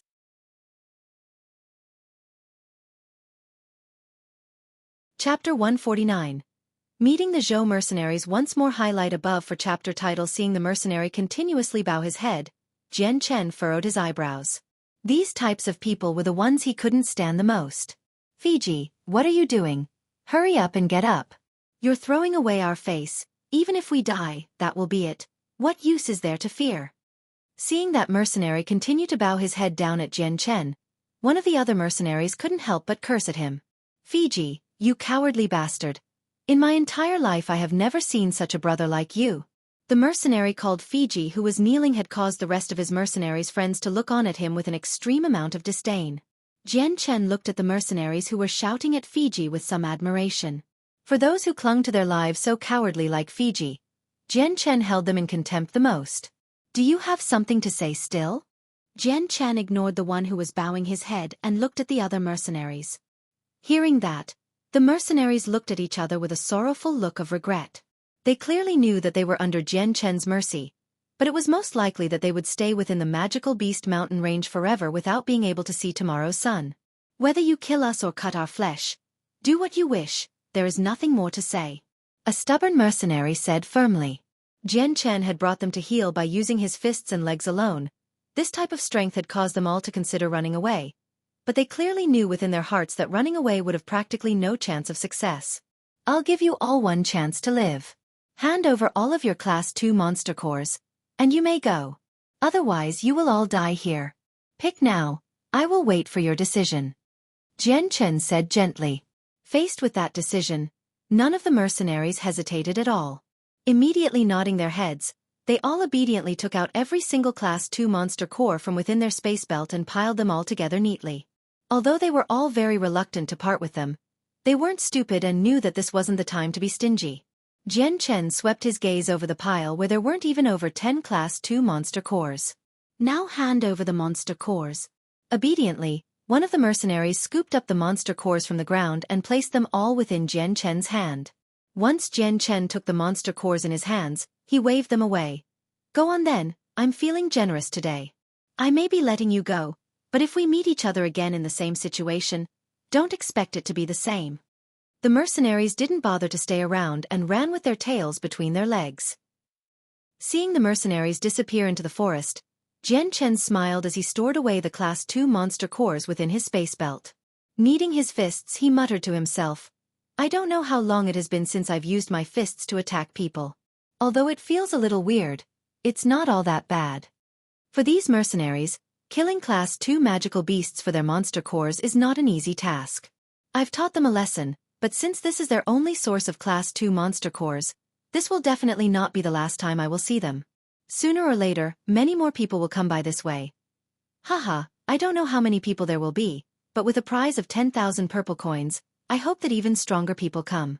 Otherwise, my plan will progress too slowly. With this type of good opportunity, I will definitely profit as much as I can. Since all those who are trying to find me are enemies, I won't need stay my hand. The weak are food for the strong. This is the absolute rule of this world. Jian Chen's face slowly revealed a look of expectation. Because of his cultivation, his monster core consumption rate was dozens of times or maybe 100 times more than others. He had no other choice but try to earn more monster cores because of the glows in his dantian. He had been forced to give up using the world essence to cultivate, and now only relied on the monster cores instead. Not too long after the mercenaries had left, they immediately spread the news of Jian Chen's whereabouts. Soon enough, Jian Chen's position in the magical beast mountain range was well known by everyone. Quickly, every single mercenary and other parties of power began to rush over to try and overtake him. At this moment, Jian Chen was sitting in the area with no intentions of leaving. Sitting on a tree 30 meters away, he was completely concealed by the tree leaves with barely any parts of his body being visible between the gaps in the leaves. In this situation, it was very difficult to see him. Not too long after, a group of 40 mercenaries slowly walked into the area near where Jian Chen was sitting. All of them were wearing steel helmets with full body armor while being armed to the teeth. Not a single one of them looked to be in disarray, and instead looked to be very well trained. The moment Jian Chen saw these mercenaries through the gaps in the leaves, the name of a single mercenary group flashed through his brain. Immediately, a flash of killing intent could be seen in his eyes as his face grew serious. Crash! A sound came from within the leaves as Jian Chen leaped down from the treetop. What person? Be careful, someone came down from the trees. Just as Jian Chen flew down from the treetops, the armored mercenaries below began to shout as each one of them pulled out a saint weapon at the ready to fight. Jian Chen's feet kicked off the tree, causing him to fly 20 meters forward before finally landing nimbly on the ground right in front of the mercenaries. Who are you? The frontmost armored mercenary stepped toward Jian Chen yelling for him to identify himself. Jian Chen's solemn face looked through the group with a careful eye. It was a shame that he saw no familiar figures within the group. You are the Zhou mercenaries. Jian Chen said. It was no question. That's right. We are the Zhou mercenaries. Who are you, and why do you block our path? The mercenary who was at the front slowly demanded. The Zhou mercenaries weren't weak, and could be considered to be within the top 5 mercenary groups within Wake City. Adding on to their affiliation with the Zhou clan in Wake City, it had given them plenty of arrogance. Once he had confirmed their identities, a large amount of killing intent emerged from Jian Chen in waves of energy. Without any more words, Jian Chen took out his light wind sword and began to charge at the Zhou mercenaries. The last time Jian Chen had met the Zhou mercenaries, they had came across a Class 5 cub in the magical beast mountain range. Although the original members of that Zhou mercenary group weren't here, they had cost the flame mercenaries their lives and caused them to lose the Class 5 cub. Plus, while running away from the Class 5 Golden Fur Tiger King, if it weren't for that member of the Zhou mercenaries who threw the cub at Captain Kendall, the Golden Fur Tiger King wouldn't have chased after the flame mercenaries. So the entire destruction of the flame mercenaries and the death of everyone in it could all be blamed on the Zhou mercenaries.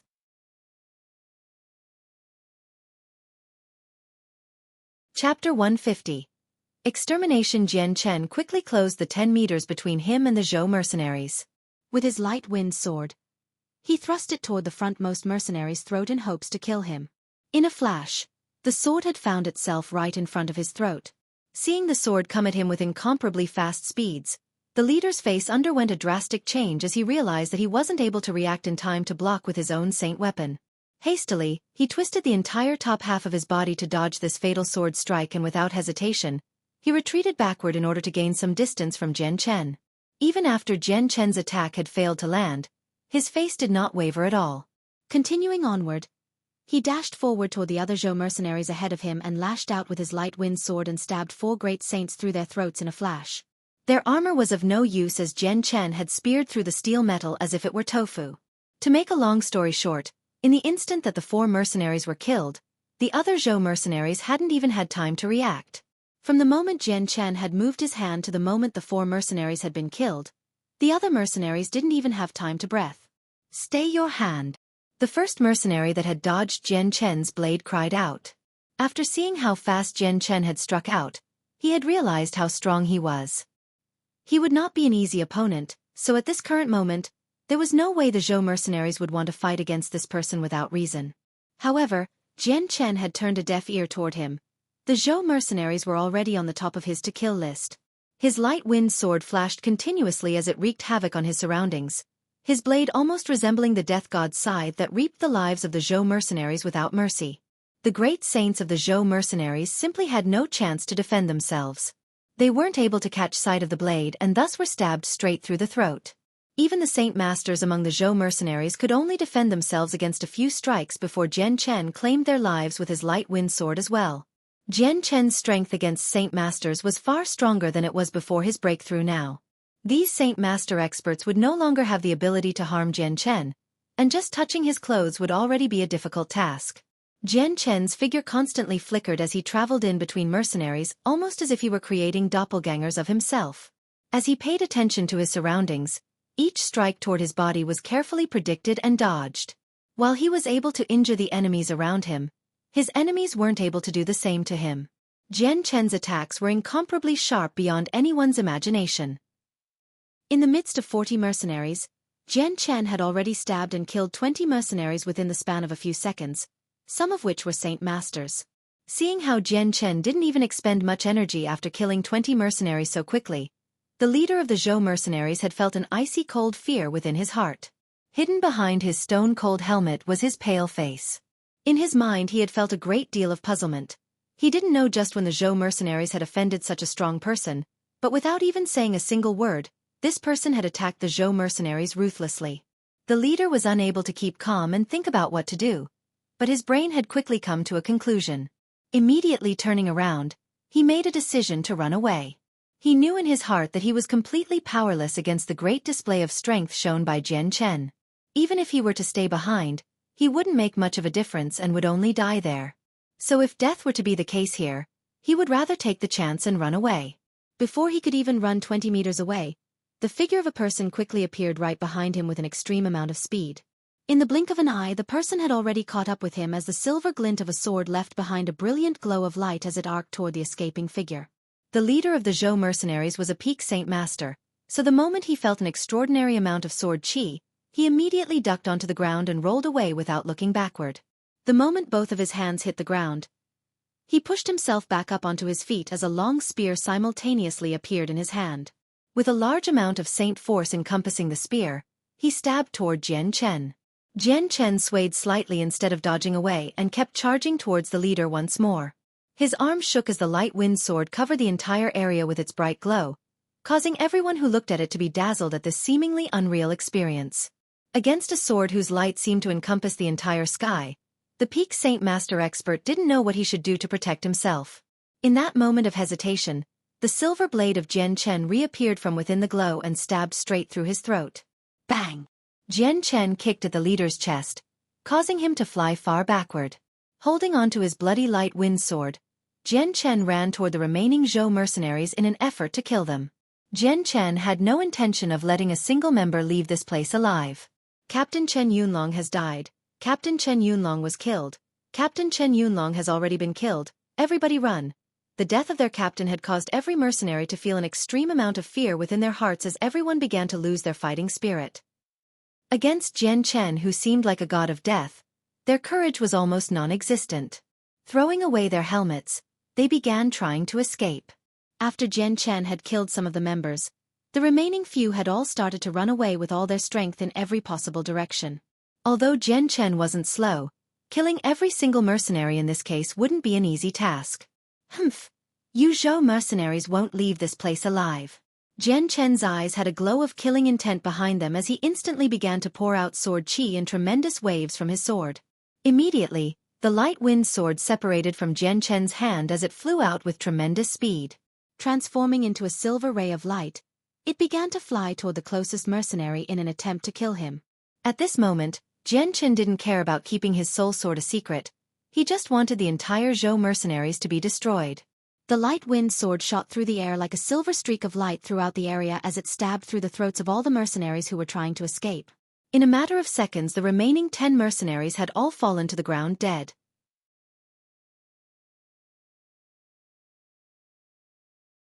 Chapter 151.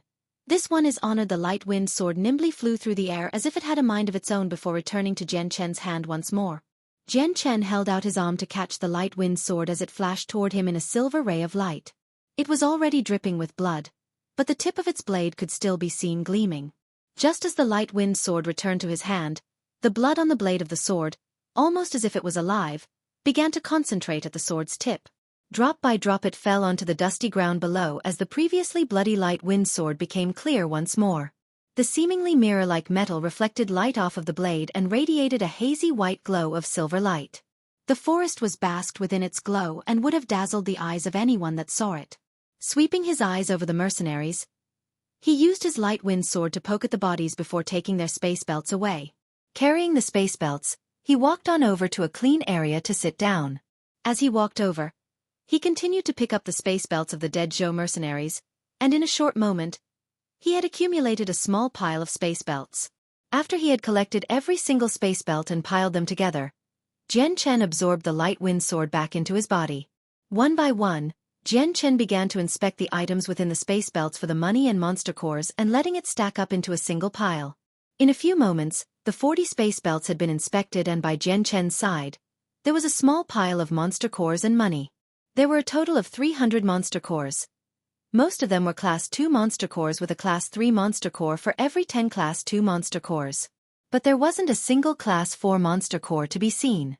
Half of the stack of coins in the pile were copper and silver coins, with the golden coins taking up a small amount of it to make a total of 500 coins between the three. There were around 50 purple coins, and in total, the cumulative amount of wealth from this pile would be equal to around 70 purple coins. Disliking the poor sum of money, Jian Chen stored both the monster cores and money into his own space belt. Leaving behind the dead bodies of the Zhou mercenaries along with their space belts, Jian Chen left the area. Everything that remained in their space belts was just useless junk, as every single valuable had been taken by Jian Chen. Jian Chen didn't go too far, and instead hid himself on top of a large tree. He knew that there were mercenaries trying to find him so that they could take him back to the Tianxiong clan for the reward. However, because the magical beast mountain range was so large and the terrain within so complicated, even if they were to have men every 100 meters, it would still be hard to find him. The amount of time it would take to find another group of mercenaries would be too pitiful if he were to wait elsewhere. On the mountain range, every single mercenary was still trying to get to this area. The Zhou mercenaries were the first group that had reached this place. Not too long after, from his hiding spot, Jian Chen spotted yet another group of mercenaries coming in his direction. This group only had 10 people, a vastly different amount than the previous Zhou mercenaries' numbers. However, Jian Chen could sense that this group was filled with Saint Masters. Their group strength wasn't weaker than the Zhou mercenaries at all. Just as the group of mercenaries walked under the tree Jian Chen was hiding in, he suddenly jumped down from his perch. Landing gently on the ground, he suddenly sped toward the group with a light wind sword in his hand as he stabbed forward with a tremendous amount of sword chi flowing from his blade. The 10 mercenaries had immediately reacted when Jian Chen had started his movement, but Jian Chen's speed was much faster than their reaction speed, and he had already closed the gap between them. With his light wind sword, he thrust it out in a great streak of light as it stabbed into the right shoulder of one of the mercenaries. At the same time, every single one of the mercenaries had already pulled out their saint weapons as they snarled in anger. The mercenaries in the back began to run forward in hopes of trapping Jian Chen within a circle. Jian Chen pulled out his sword from the man's right shoulder, and immediately put himself into a defensive position as the Saint Masters all slashed down at him. Like a silver viper, the light wind sword flashed forward toward another mercenary. The targeted mercenary hastily brought up his sword to block the strike, but with the light wind sword being so fast, his defenses were quickly overwhelmed, and he was ultimately stabbed through the right shoulder. "You're seeking death." Seeing one of their own take damage, every other mercenary became furious as even more saint force entered their saint weapons. Without mercy they continued their pursuit toward Jian Chen with their saint weapon. Jian Chen flew back 10 meters in a nimble manner, causing the sword strikes to hit nothing but air. The other remaining saint weapons crashed into the floor, causing a large crater to form. Jian Chen's right hand held his sword as the tip of it pointed downward toward the ground while his eyes stared at the mercenaries. To dare attack us so underhandedly? You must be tired of living, you bastard. A big sturdy person cursed as he lifted his gigantic two-handed sword up to swing down at Jian Chen. Bantu. Before that man could take a step forward, another middle-aged man came up to block him. The one named Bantu stared angrily at the one blocking him. Mu Jian. Don't you block me. Did you not see that bastard injure Hado and Eric? The one named Mu Jian shook his head as he ignored Bantu to look at Jian Chen. Fellow friend, I don't know what reason you might have suddenly attack us. You are here to find and capture the one called Jian Chen. Jian Chen said. Hearing this, the one named Mu Jian looked at the light wind sword in Jian Chen's hands. As if he realized something, his face underwent a huge change as he cried out. Could you be Jian Chen then? That's right, I am Jian Chen. Jian Chen smiled, but it was an otherworldly type of smile. Hearing that, the 10 mercenaries looked at each other with an excited look on their faces. They didn't think that they would be able to find Jian Chen, but to find him here, if they were able to capture him, then the 10,000 purple coins reward would be theirs. However, instead of a happy look on Mu Jian's face, there was only an expression of concentration. So you're Jian Chen, this is too. Stop talking. Just as one mercenary was about to burst out into a smile and say something, Mu Jian had immediately cut him off. Glaring at him, Mu Jian turned back to Jian Chen and cupped his hands together. I did not think honored one here would be the honored Jian Chen known for his military prowess. This one here is named Mu Jian. To be able to see the elegant and honored Jian Chen, this is truly a blessing enough for 3 lifetimes.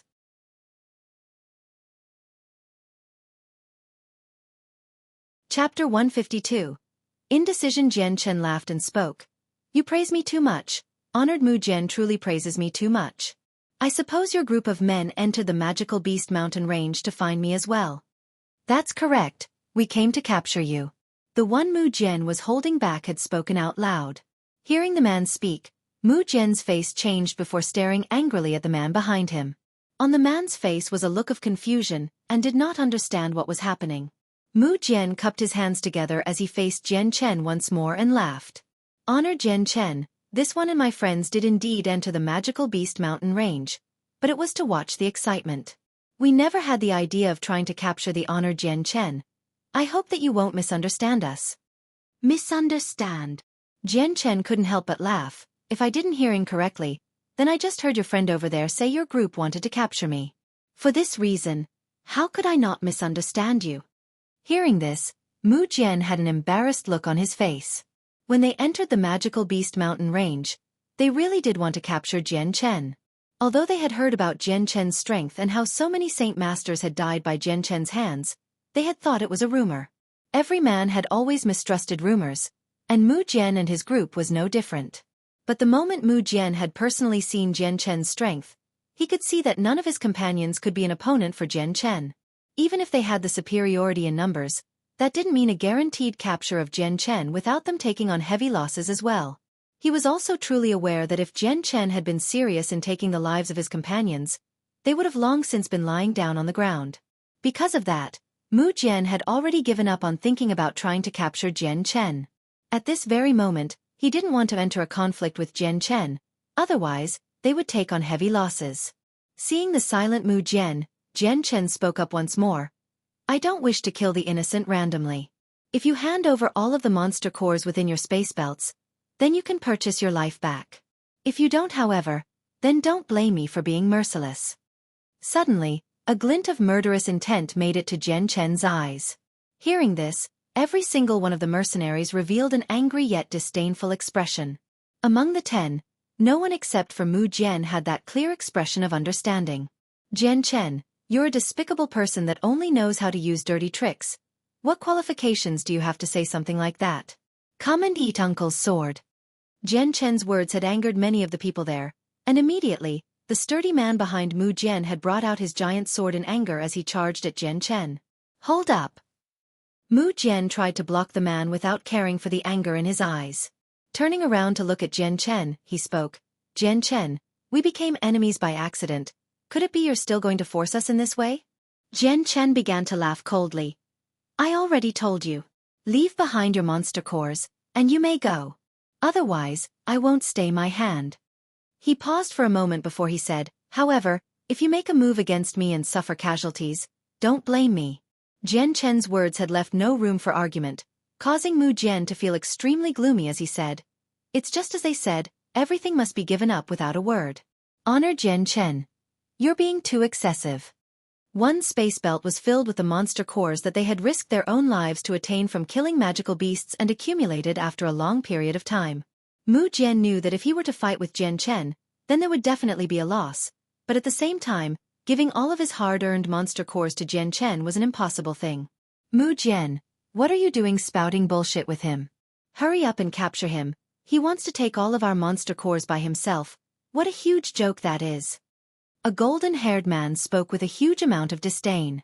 Jian Chen, although you've injured 2 of our brothers, that was only because you had attacked us from behind. There's 10 of us, so that doesn't mean someone like you could be an opponent of ours. At the very most, the end result would be both sides taking on heavy injuries, but that won't be much damage to our side. On the other hand, if you take on heavy injuries, that would make things very disadvantageous for you. After all, there's many people crawling about in the magical Beast Mountain range who are here to capture you. To us, this isn't anything to worry about, but to you, this is a struggle between life and death, so asking for us to hand over our monster cores to you is an impossible task. The one who spoke was a sturdy person, clearly. He knew that Jian Chen's strength wasn't all that weak either. Jian Chen's eye flashed with a cold glare as he raised his light wind sword. So it's like that, all that's left to do is fight then. He said as he charged toward the 10 people. Mu Jian didn't say anything more and held his sword. Charging with the other mercenaries, everyone prepared to fight Jian Chen. All 10 of these people had the strength of a Saint Master, and in the past, if Jian Chen were to fight against these 10 Saint Masters, he would be at a huge disadvantage. But right now, his strength was well over the level of the surrounding Saint Masters and he could handle them with ease. Using the profound steps to defend himself against the attacks from the Saint Masters and retaliating, both the mercenaries and Jian Chen were evenly matched. Despite the disadvantage Jian Chen had for being alone, not too long later, the mercenaries were slowly losing their advantage. A good amount of times the mercenaries had almost been pierced straight through their necks by Jian Chen, but they would also dodge to the side at the most crucial moment. However, they had already been stabbed multiple times by Jian Chen's sword. Jian Chen was like a demon possessed as he flashed throughout the crowd.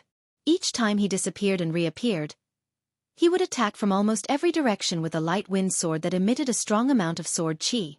The light wind sword danced as it flew through the air. The sounds of it traveling through the air could be heard clearly as it concentrated its attack in one straight line. PC. The light wind sword's tip sharpened by the sword qi stabbed into the joint of a mercenary's right arm. At the same time, the light wind sword bore straight through his body, causing the arm to lose all functionality. That man began to shriek out in agony as the sword in his hand disappeared into thin air. His right arm had been completely skewered, causing him to lose any fighting strength he had since he could no longer hold a weapon. Bang! Jian Chen's kicked the man firmly in the abdomen, causing him to fly backward. Swaying his body to the side, he dodged another strike that came at him. At the same time, he lashed out with his sword at the man, causing him to panic. Immediately taking advantage of the hasty parry, Jian Chen immediately stabbed him through the right shoulder.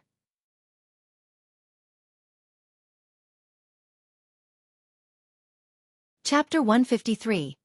Meeting another great Saint Master. The injury to the right shoulder had impacted the man's ability to swing his sword. The man who was struck through the shoulder had felt an injury so grave that it was beyond anything he had ever felt. Because of the sword qi-enhanced sword tip, when the light wind sword stabbed through his right shoulder, his entire right arm had lost functionality as well as fighting ability. The injured members could only helplessly retreat while Jian Chen advanced forward to fight the other mercenaries. The sounds of Saint weapon clashing against Saint weapon could be heard constantly as the Saint force from everyone mixed in with everyone else's. The Saint force had even reached a point where the nearby grass was flattened while the dirt from the ground flew up in one giant dust cloud, covering everyone's figure. Ah! Ah! Every so often the miserable sounds of pain could be heard as yet another person was kicked into the air. Each figure was soaked with blood and had injuries all over their bodies. Not too long later, the previously 10 mercenaries had been reduced down to a small handful.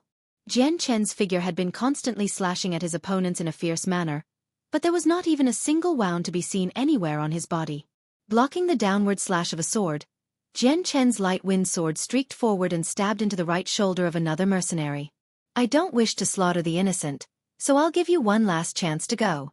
If you remain stubborn like this, then don't blame me anymore. Jian Chen called out without any emotion, but it could be seen that there was a killing intent within his eyes. He had been very lenient until now, but because they were so stubborn, he had no choice but to kill them. This was a very common thing on the Tianyuan continent, so Jian Chen didn't think he was at fault. After all, this world obeyed the primal laws of the jungle, and so the strong held all of the power. The weak would never have any say in this world. If any mercenary were to come into the magical Beast Mountain range, they were there just to capture Jian Chen and bring him back to the Tianqiong clan for the bounty, and these 10 mercenaries in front of him were no different. If it weren't for the fact that Jian Chen was stronger than them, these mercenaries wouldn't have been so unwilling to fight him at first. Hearing this, the one called Mu Jian revealed the struggle he was having within his mind as he looked at his heavily injured and weakened mercenaries. Biting his lip, he finally yelled out, "Stop!" Mu Jian didn't have a weak amount of prestige among this group of mercenaries. The moment he had spoken, every single mercenary had immediately jumped backward and looked with fear at Jian Chen and his slender light wind sword. His sword was so fast that it had caused even them to be extremely afraid. During their battle with Jian Chen, there were many times that the light wind sword had almost struck them, only to be saved by their nearby comrades at the very last moment. Mu Jian continued to look at Jian Chen with a complicated look, but seeing the amount of blood that was leaking down from his light wind sword, he suddenly became dejected and said helplessly, "Everyone take out your monster cores. Honor Jian Chen has already been merciful toward us. If we don't follow his demands this time, then simple injuries won't be the end of our problems." This time, none of the mercenaries had any thoughts of disagreeing. With a dejected look on their faces, they silently began to pull out all of their remaining monster cores from their space belts and piled them up on the ground. After that short exchange, they all knew that even with 10 people, they were not enough to be classified as an opponent for this youth. With his extremely fast sword strokes and ability to defend so quickly, they simply had no way of attacking or resisting. These 10 Saint Masters had many monster cores on them. Although they didn't have many Class 3 monster cores, they still had plenty of Class 2 monster cores. "Jian Chen, this is all of the monster cores we have. That means we can go now, correct?" Mu Jian spoke with an ugly expression. Jian Chen looked at the pile of monster cores on the ground with an involuntary smile on his face. If you had just given the monster cores earlier, then all of this could have been avoided. "That's fine, although I, Jian Chen, cannot call myself a gentleman. I am a man who keeps his promises. You can go." Mu Jian spared one last look at the small pile of monster cores on the ground, a look of reluctance. With a helpless sigh, Mu Jian and his friends could only leave this place behind. Although the pile of monster cores wasn't a lot relatively speaking, it was all the Saint Masters had. "Remember, I don't wish to see you come and face me again, otherwise, I will definitely not be as merciful. You would best do to leave the magical Beast Mountain range immediately." As the 10 mercenaries walked away, Jian Chen had called out to them before they could get too far. Hearing this, Mu Jian had stopped for only a second, but he didn't say anything. Quickly after, he disappeared into the forest. Jian Chen recollected his light wind sword and calmly walked toward the pile of monster cores. Bending down to store all of it into his personal space belt, he had counted that there were around 200 monster cores. A good amount of the cores were Class 2, but there were around 20 Class 3 monster cores. Just as Jian Chen had finished cleaning up all of the monster cores, he slowly straightened his back and gave a cold smile. "Fellow friend, you've been here for some time and seen quite enough. Isn't it time for you to come out?" Ha ha ha ha. Just as Jian Chen finished talking, a loud voice came out from the forest. Afterward, a gray shadow flew out from within and landed 20 meters away from where Jian Chen stood. The person who came was rather old. His age was around 50 to 60 years old. His face was rather red as he looked at Jian Chen with a lively expression. Judging by how disorderly his silver hair was, the man was rather unconventional with his looks. He wore a gray robe and was taller than Jian Chen by a large amount, and even though he was standing on the ground with no unusual posture, Jian Chen could feel an indomitable pressure enshrouding him. Seeing this elder, Jian Chen couldn't help but heighten his guard as his face grew more serious. Staring deeply at the elder, he spoke 3 words, "Great Saint Master." The elder laughed, "Little baby, I didn't think you'd be able to tell this old man's strength. Not bad, not bad. Truly not bad. It would appear you have some strength. It is no wonder that old bastard Tianxiong Lai wasn't able to capture you.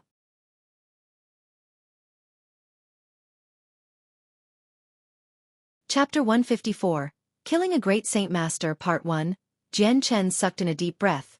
Although he had long since guessed that the chances of a great saint master coming after him for the 10,000 purple coins were quite large, he didn't think it'd be so soon. There was no fear within Jian Chen's heart, although he couldn't say for sure that he could win against a great saint master expert. He had confidence that he could at least fight against one to some degree. At the same time, Jian Chen was also secretly rejoicing. He was rejoicing his foresight that had told him to first cultivate until he was a saint master. If he hadn't, then if he were to come across a great saint master, he would have no choice but to try and escape. Against this elderly great saint master, Jian Chen had felt a huge amount of pressure. Quickly, he had calmed himself down and stared at the elder with a barely calm expression. Dear elder, could it be that you were also enticed by the 10,000 purple coins for my capture? The baby asks a question he already knows the answer to. This old one won't spare any talk with you. Come along with me quietly, or I'll do it myself. You must have realized by now that I am not like the previous 10 saint masters you just fought.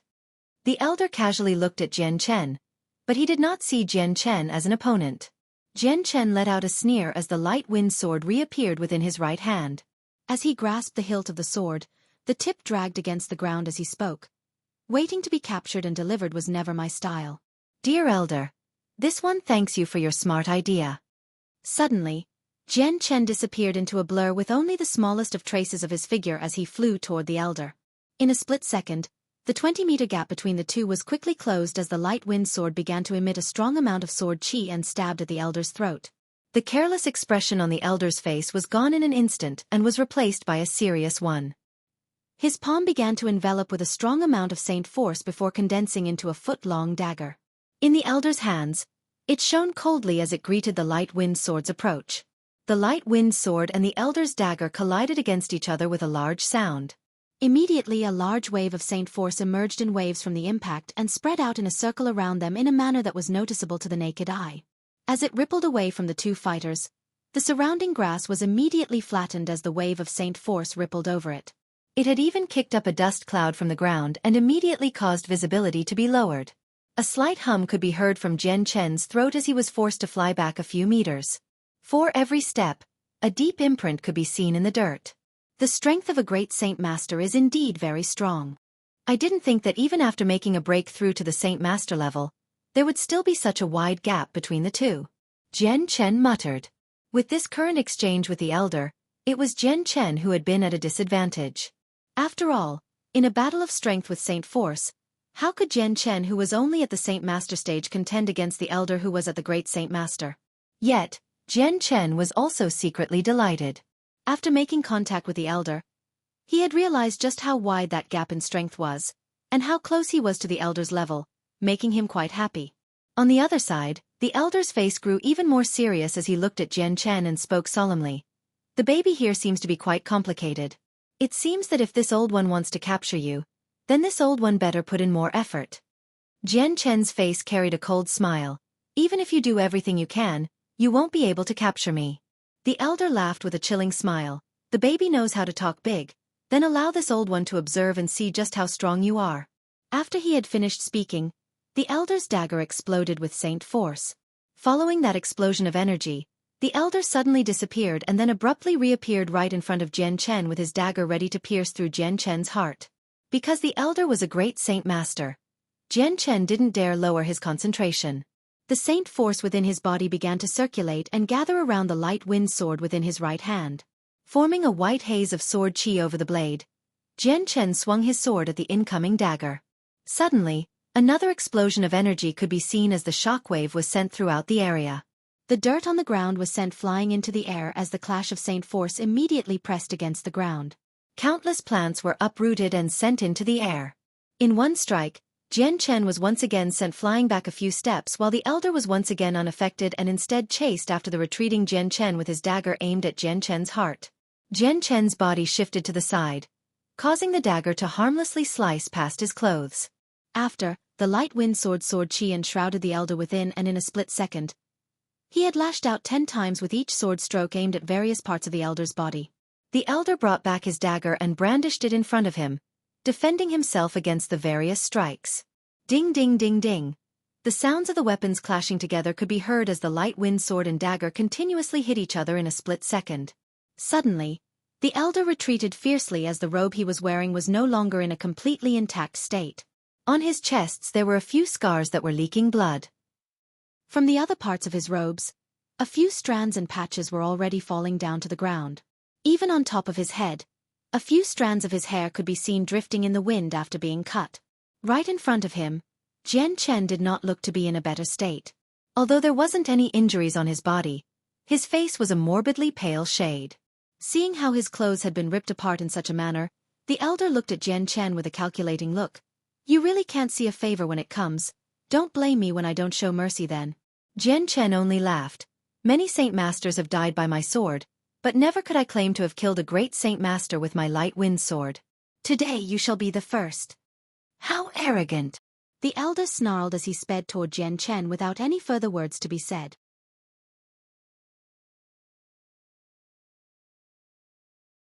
Chapter 155. Killing a Great Saint Master, 2. Without any fear, Jian Chen charged forward with his light wind sword and once more clashed fiercely with the elder.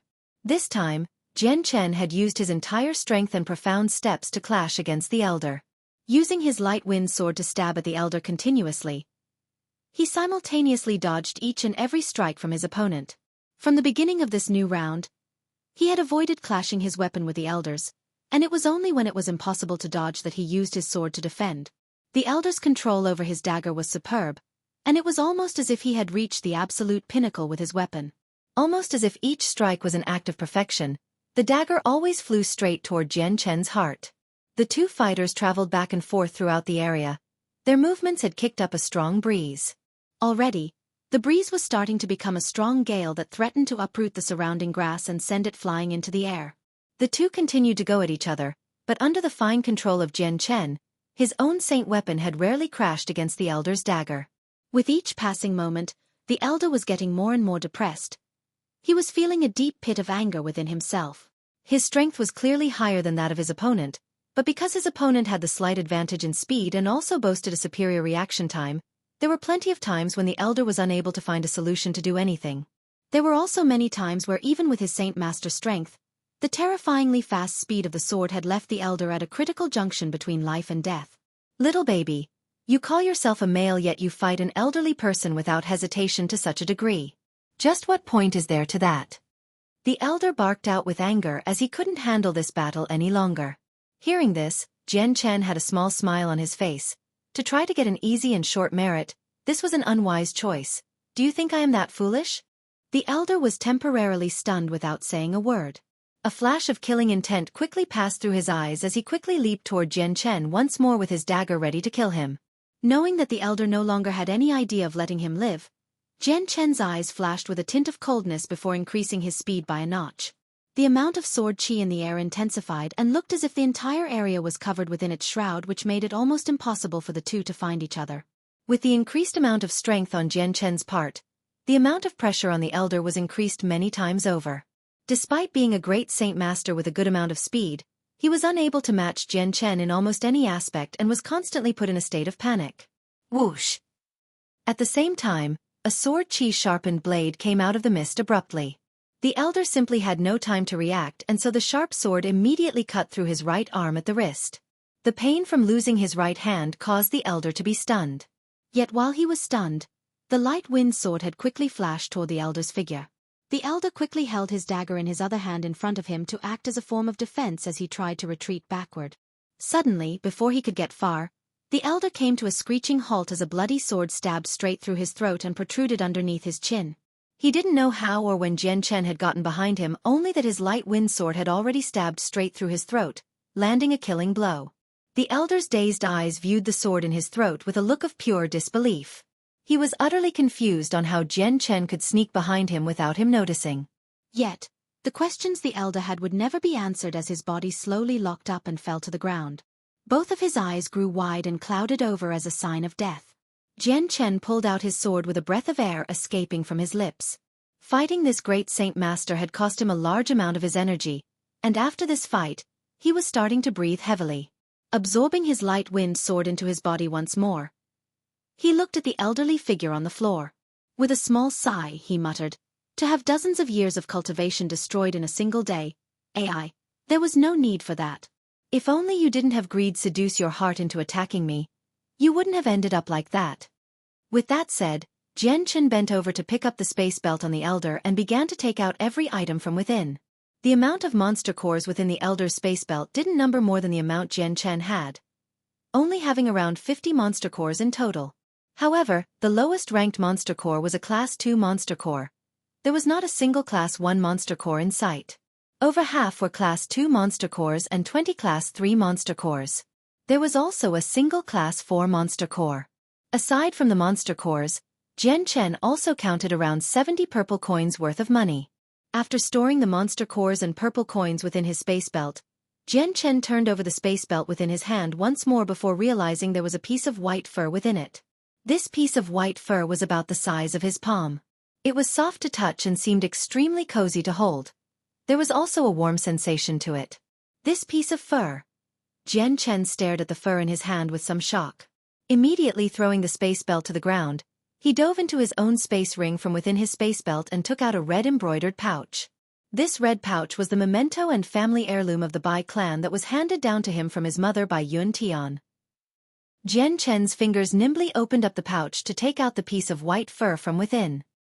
His hands began to shake as he unfolded the piece of fur, only to see that the one from within the red pouch was also the size of his palm. As Jian Chen compared the two pieces of fur closely, his eyes widened more and more in shock. That was because these two pieces of fur were almost identical. Even the texture of the fur was the same. From the looks of things, it was almost as if the two pieces of fur came from one single piece that was cut into multiple parts. This is... Jian Chen's eyes looked back to the elder's resting body once more as his heart began to beat. The piece of fur from within the red pouch was the family heirloom of the Bai clan. To this day, the heirloom must have been well over 100 years old, and although he didn't know what use this piece of fur was for, the antiquity and price for it was clearly self-evident. To be treasured by the Bai clan whose accumulated strength had been wiped out in a single night, it was simple to see that this piece of fur would surely have a high price. At this moment, to unexpectedly find an identical piece of fur from this great saint master of an elder, Jian Chen couldn't help but wonder who this elder was.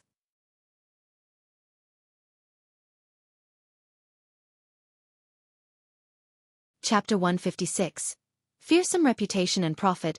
Why did this elder have this piece of fur on him? Just who was he? Jian Chen held the piece of fur in his hand as he contemplated this question. Perhaps he gained this piece of fur by coincidence. However, just what secret is this piece of fur hiding? Jian Chen muttered under his breath. He had accidentally found this piece of fur from the elder, and thus had been tempted by this strange and curious new find. Could this be a type of treasure map with some sort of amazing martial arts written on it? Jian Chen pondered. Based on his previous experience from his past life, he quickly conjured up a few speculations. However, this piece of fur didn't have a single trace of impurity to it. There were absolutely no connections to be drawn to it. It appeared to be unrelated to a treasure map or any sort of unique martial art. Many times in the past did Jian Chen take out the piece of fur to study it. Under his eyes and hands, the fur was strong and flexible, and no matter how much strength he used, not a single strand of fur could be pulled from it. It wasn't like a normal piece of fur, so if there was a secret hidden within the fur, Jian Chen was utterly clueless. Forget it. It's best to forget about this for now. There'll be another time in the future for me to find out the secrets of this mysterious piece of fur. Pushing his curiosity away, Jian Chen placed the piece of fur back into the red pouch along with the piece from the elder back into his space ring. The space ring was then placed back into his space belt as well. Since Jian Chen wasn't able to figure out the mystery behind the pieces of fur, he didn't want to expend any additional mental energy to stay in such a place to find out more about it. Soon after, the elder's space belt was rummaged through once more. Finally, with one last look, Jian Chen didn't find any other valuable treasure, so he tossed it aside. Dusting his hands, Jian Chen left the area without another look back. After another few days, Jian Chen continued to find and capture any mercenary group that came across him. The amount of monster cores on him could be said to number up to a high amount, and whenever he saw a group of mercenaries he found interesting, he would let them go. For those who weren't pleasing to talk to, he would kill them. In those few days, the amount of mercenaries killed by Jian Chen couldn't be counted, and the amount of bodies that littered the magical beast mountain range was enormous. The scent of blood and death wafted throughout the mountain range, almost as if the scent of blood covered the entire area like an ocean. It went without saying that many people were tempted by the 10,000 purple coin reward by the Tianqiong clan. This time, there were many Saint Master experts within the mountain range along with a few strong great Saint Masters. Excluding the dagger-wielding elder Jian Chen had first met, there were another 4 great Saint Masters that he had come across. There were even 2 great Saint Masters that had come across Jian Chen along with 30 great Saints and Saint Master experts. That particular battle was extremely fierce. In the end, Jian Chen had expended a Herculean amount of strength in order to kill those 2 great Saint Masters, and many of the other great Saints and Saint Masters were killed off by Jian Chen. Jian Chen paid for the battle by having various wounds inflicted onto his body, and when a good amount of mercenaries had fled from him, Jian Chen was powerless to chase after them. Since Jian Chen could use the Light Saint Force in the same way a Radiant Saint Master could, he wasn't afraid of any injury, and so the numerous injuries on his body were healed without a single trace in less than 2 hours. Although the battle was extremely fierce, Jian Chen had gained an equally abundant reward. The 2 great Saint Masters had a total of 100 monster cores. There were very few Class 2 monster cores and a very large amount of Class 3 monster cores. There had even been 2 Class 4 monster cores stashed within. Although the amount of monster cores he had collected from the 2 great Saint Masters was a large quantity, the great Saint and Saint Master mercenaries accompanying the 2 only had a total of 30 monster cores. They must have belonged to the same mercenary group and given the majority of their monster cores to the 2 great Saint Masters. Another great Saint Masters he encountered didn't have any Class 4 monster cores, but he did have a decent amount of Class 3 monster cores. In comparison to the first encounter, there was only 20 Class 3 monster cores and 30 Class 2 monster cores. The last great Saint Master he met was extremely wretched. Jian Chen had only been able to collect 5 Class 3 monster cores and a single Class 2 monster core. Although he was a great Saint Master, he might as well be considered an experienced Saint Master. Now after Jian Chen's breakthrough to the Saint Master level, his fighting ability had been enhanced. Against a great Saint Master expert, he already had the capabilities to kill them. As long as he didn't come across a peak great Saint Master or one with an attributed Saint Force, Jian Chen wouldn't need to fear the consequences of fighting against one. After these few days of killing mercenaries, aside from the 2 great Saint Masters who had inflicted many injuries on him, Jian Chen hadn't been too heavily injured against anyone else. After this indiscriminate massacre, Jian Chen's fearful name had spread far and wide to even beyond the mountain range where many mercenaries had started to spread the news even farther away. By this point, Wake City wasn't the only area that had knowledge of Jian Chen. Even the surrounding cities knew of Jian Chen's terrifying name.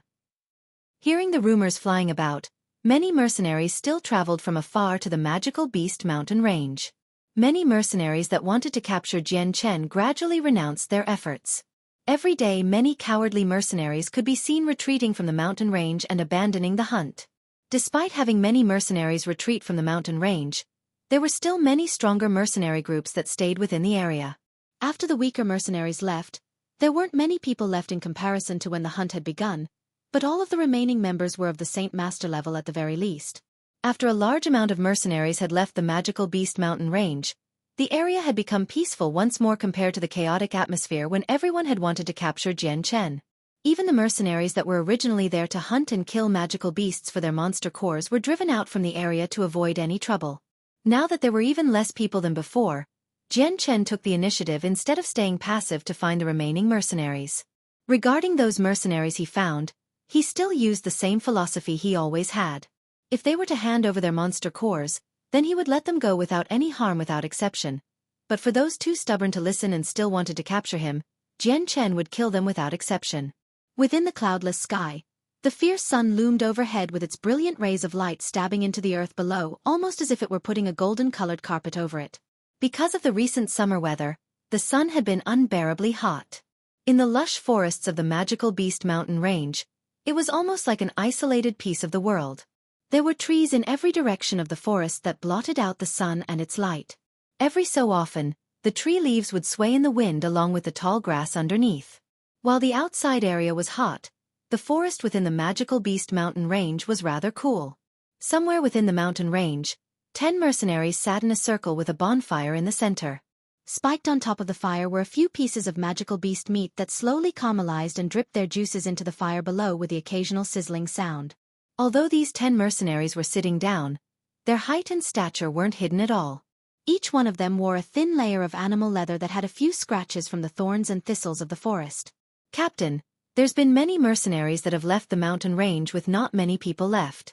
At the same time, Jian Chen's strength has far surpassed our expectations.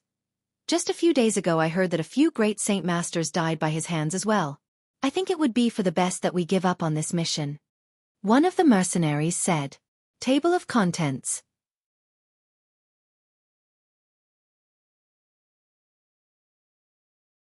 Chapter 157. Should we? Just as this one mercenary finished talking, another spoke up. That's right, Captain. Although we haven't come across Jian Chen yet, on the road we've already seen over 100 corpses. After a closer look, most of them appear to be close friends within Wake City who are all above the Saint Master level. If Jian Chen can kill a group of Saint Master experts, then his own strength should be that of a great Saint Master at the very least. Even if we were to face off against him, it's not guaranteed that we'll capture him without any losses or serious casualties. I'm afraid that even our complete destruction might be a possible outcome. Hearing that mercenary, the other 10 mercenaries couldn't help but have serious expressions on their faces. This newfound information had sent their heads into a whirl as they realized that if they wanted to capture Jian Chen alive with their middle Saint Master strength, they would need more effort than they had thought. After all, with their formation, they were capable of going up against a great Saint Master, and the news given to them by the Tianqiong clan explicitly said that Jian Chen had only great saint strength. At the very best he would be at the Saint Master level, so at the very beginning, they hadn't bothered to take Jian Chen seriously. However, now that they had been wandering within the magical Beast Mountain range for a few days, news of Jian Chen's amazing prowess had reached their ears about how multiple great Saint Masters had died by his hand. Although they didn't believe these rumors at first, after seeing corpses litter the ground wherever they went had shaken their confidence. Right now, these 10 mercenaries were in an awkward position where it was difficult to call off the hunt. They wanted to capture Jian Chen, but at the same time, they worried about going against him. They wanted to retreat from the mountain range, but they were also unwilling to give up the 10,000 purple coin reward that had so enticingly tempted their hearts. Captain, we should give up this mission. The fact that we've seen so many bodies on our paths is proof of Jian Chen's might. If we were to come across Jian Chen even with our numbers, we would still not be considered his opponent and would undoubtedly have many people die by his hands. A scarred middle-aged man spoke with fear prevalent in his eyes. I second Yun Zhibing's suggestion. Captain, while 10,000 purple coins isn't a small amount by any means, but it can't be spent if we're dead. If we die here, there isn't any point to money or enjoying any other worldly pleasure. Another tanned person spoke. Hearing these mercenaries speak up, a mercenary with a knife wound slowly nodded his head and said, "Fine then, let us get off of this mountain range." With that announcement, every other mercenary let out a breath of air in relief as the tense expressions on their faces loosened up a bit. It's a shame that you cannot walk in the night. Suddenly, a moment after the mercenaries were happily rejoicing, another voice was heard. The new arrival of the voice had caused every mercenary to stiffen. "Who's there? Come out!" the scarred mercenary called out as he stood up. At the same time, the other 10 mercenaries slowly stood up as well, staring cautiously at the dangerous area around them. Suddenly, a leather-wearing person slowly came walking out from behind the trees. This person had long black hair with a piece of tall grass keeping it in place. There were stains all over his skin as he walked forward, but no one could distinguish who he was. The 10 mercenaries collectively looked at this animal hide-wearing person as the knife-scarred mercenary yelled out, "Who are you?" The animal hide-wearing person began to smile with the shadows of the night still covering the rest of his facial features, but the smile could be seen clearly. "I'm the person you're looking for." Bewildered, not a single mercenary could react to this announcement besides having their faces pale abruptly. You. Could you be that Jian Chen?" a man stuttered out. There was an expression of utter panic that had overtaken his face. The animal hide-wearing person nodded his head slowly with a smile. "That's right, I am Jian Chen." There was a miraculous expression on the mercenary's face as they looked at Jian Chen, who stared right back at them. None of them had thought that the person they had been looking for all this time would suddenly appear right in front of them just as they had decided to retreat from the magical Beast Mountain range. If Jian Chen appeared a few days ago, these 10 mercenaries would have been overjoyed to see him and wouldn't have any hesitation. But now, at this moment, there was a wave of agony that smashed into their hearts. Hand over all of the monster cores in your possession and you may leave. Otherwise you will die here. I'll give you a few moments to consider your options. Jian Chen spoke out. His tone was unnaturally calm, but when these mercenaries heard him speak, their hearts all grew heavy. The 10 mercenaries looked at each other as the leader spoke up. Honored Jian Chen, the moment you opened your mouth, you wanted us to give up our monster cores. Isn't that too much? After all, these monster cores were earned after so much hard work and risking our lives in order to get even just one more monster core. He said with an unwillingness. Right after hearing the rumors of Jian Chen killing multiple great Saint Master experts, the leader had given up on seeing Jian Chen as an enemy. Jian Chen laughed. I don't care for that.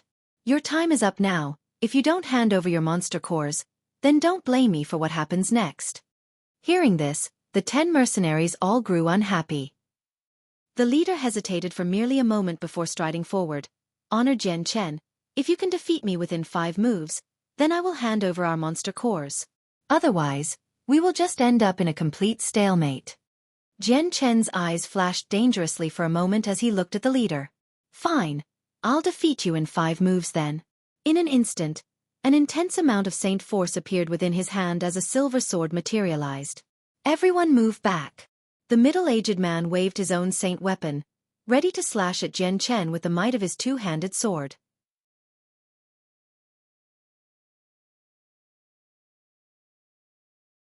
Chapter 158. 3 moves. Seeing Jian Chen and their leader brandishing their weapons, the other mercenaries began to move back to watch the two fight.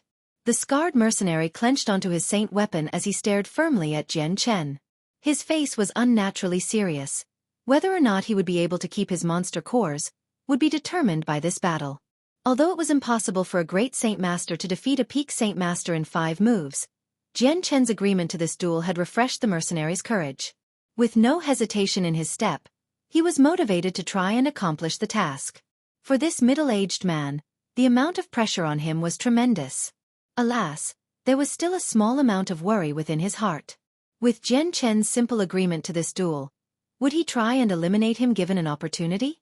Knowing this possibility, he still didn't dare to voice out his thoughts. He would just have to try it. While it was true he wanted to save his monster cores, he also wanted to test out Jian Chen's strength. Seeing how young he was, he didn't know how he could be as strong as the rumor said. Just how could someone who was barely over 20 years old kill a great Saint Master expert? The leader's face hardened into a serious expression while Jian Chen smiled and extended his hand. Come. Sparing any politeness, the saint force around the mercenary's great sword exploded with intensity as he charged toward Jian Chen. Jian Chen's body disappeared into a blur as he rushed toward the man with his light wind sword ready to stab at him in a brilliant gleam of silver light. Seeing Jian Chen's sword disappear, the mercenary's pupils contracted in surprise as he suddenly whipped his great sword down to where he thought the light wind sword would appear. Ding! The sound of steel striking against steel could be heard as the two saint weapons were entangled together in a fierce stalemate. A wave of saint force exploded out from the swords and swept over the area like a gale storm. Just as the saint weapons collided with each other, the mercenary's face began to change as his eyes widened in shock. The seemingly slender and thin sword contained such a disproportionate amount of saint force, causing his giant sword to tremble and his arms to go numb. To end up in a deadlock against me with such a slim one-handed sword, it would appear the rumors were not as empty as I thought. The mercenary muttered under his breath. Just as the mercenary was thinking to himself, the second strike was already coming at a faster pace than the first one. Becoming even more serious than before, the mercenary was barely given enough time to react to Jian Chen's sword. Trying to resist the numb sensation within his arms, he raised his sword horizontally to block the light wind sword. The moment the light wind sword stabbed into the great sword, an incredible amount of power was transmitted through the sword into the mercenary behind it, who was forced a few steps back. As for the sword in his hands, it had started to tremble and shake under the pressure. You've already lost. Just as the mercenary finally regained his stability, another voice came from behind. Whipping around, the man's face grew pale and sweat began to gather on his forehead as he saw what was behind him.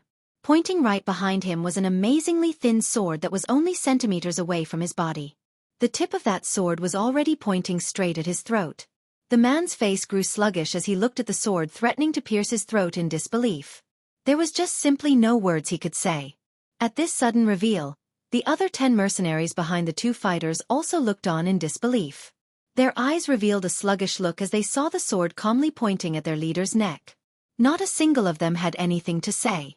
This is the 3rd move you've lost. Taking back the light wind sword, Jian Chen looked at the mercenary with a calm face. 3 moves.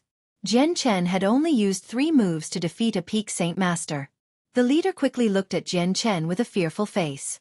Swallowing, his voice began to stutter as he said, What a fast sword. Jian Chen gave a faint laugh. You should know what to do right about now.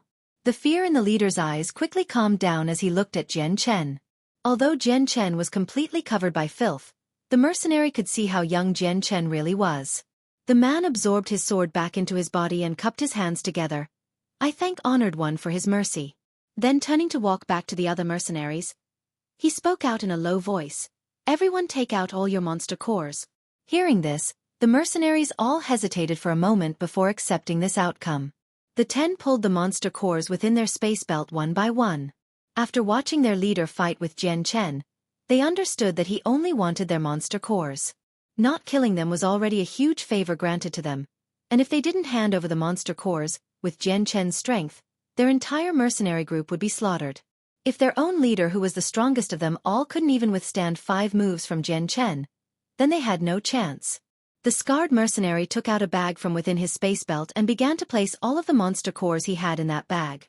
Then, without any command from Jian Chen, he immediately began to take the other mercenaries' monster cores and collected them into the bag. In the end, he presented the bag to Jian Chen with a lingering gaze and said, In that bag are all the monster cores we have. This bag of monster cores had around 100 inside. Around half of them were Class 3 monster cores and the rest were Class 2 monster cores with barely any Class 1 monster cores. Jian Chen took the bag into his own hands into his space belt and said, I, Jian Chen, abide by my promises. You are free to go. Without any further words, the scarred mercenary led the other mercenaries away from the area. Seeing the group disappear into the horizon, Jian Chen let out a breath of air. Leaning carelessly against a tree next to him, he muttered, These past few days have been so repetitive. However, despite it being so tiring, I've earned quite a lot. The amount of monster cores I've earned should be enough to last my cultivation needs for a very long time. I don't even know if I should thank the Tianxiong clan or hate them.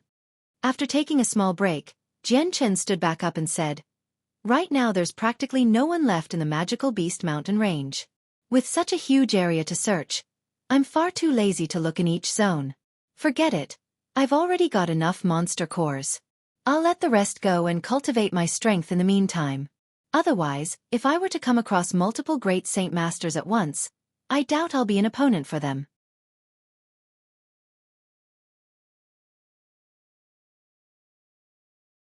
Chapter 159.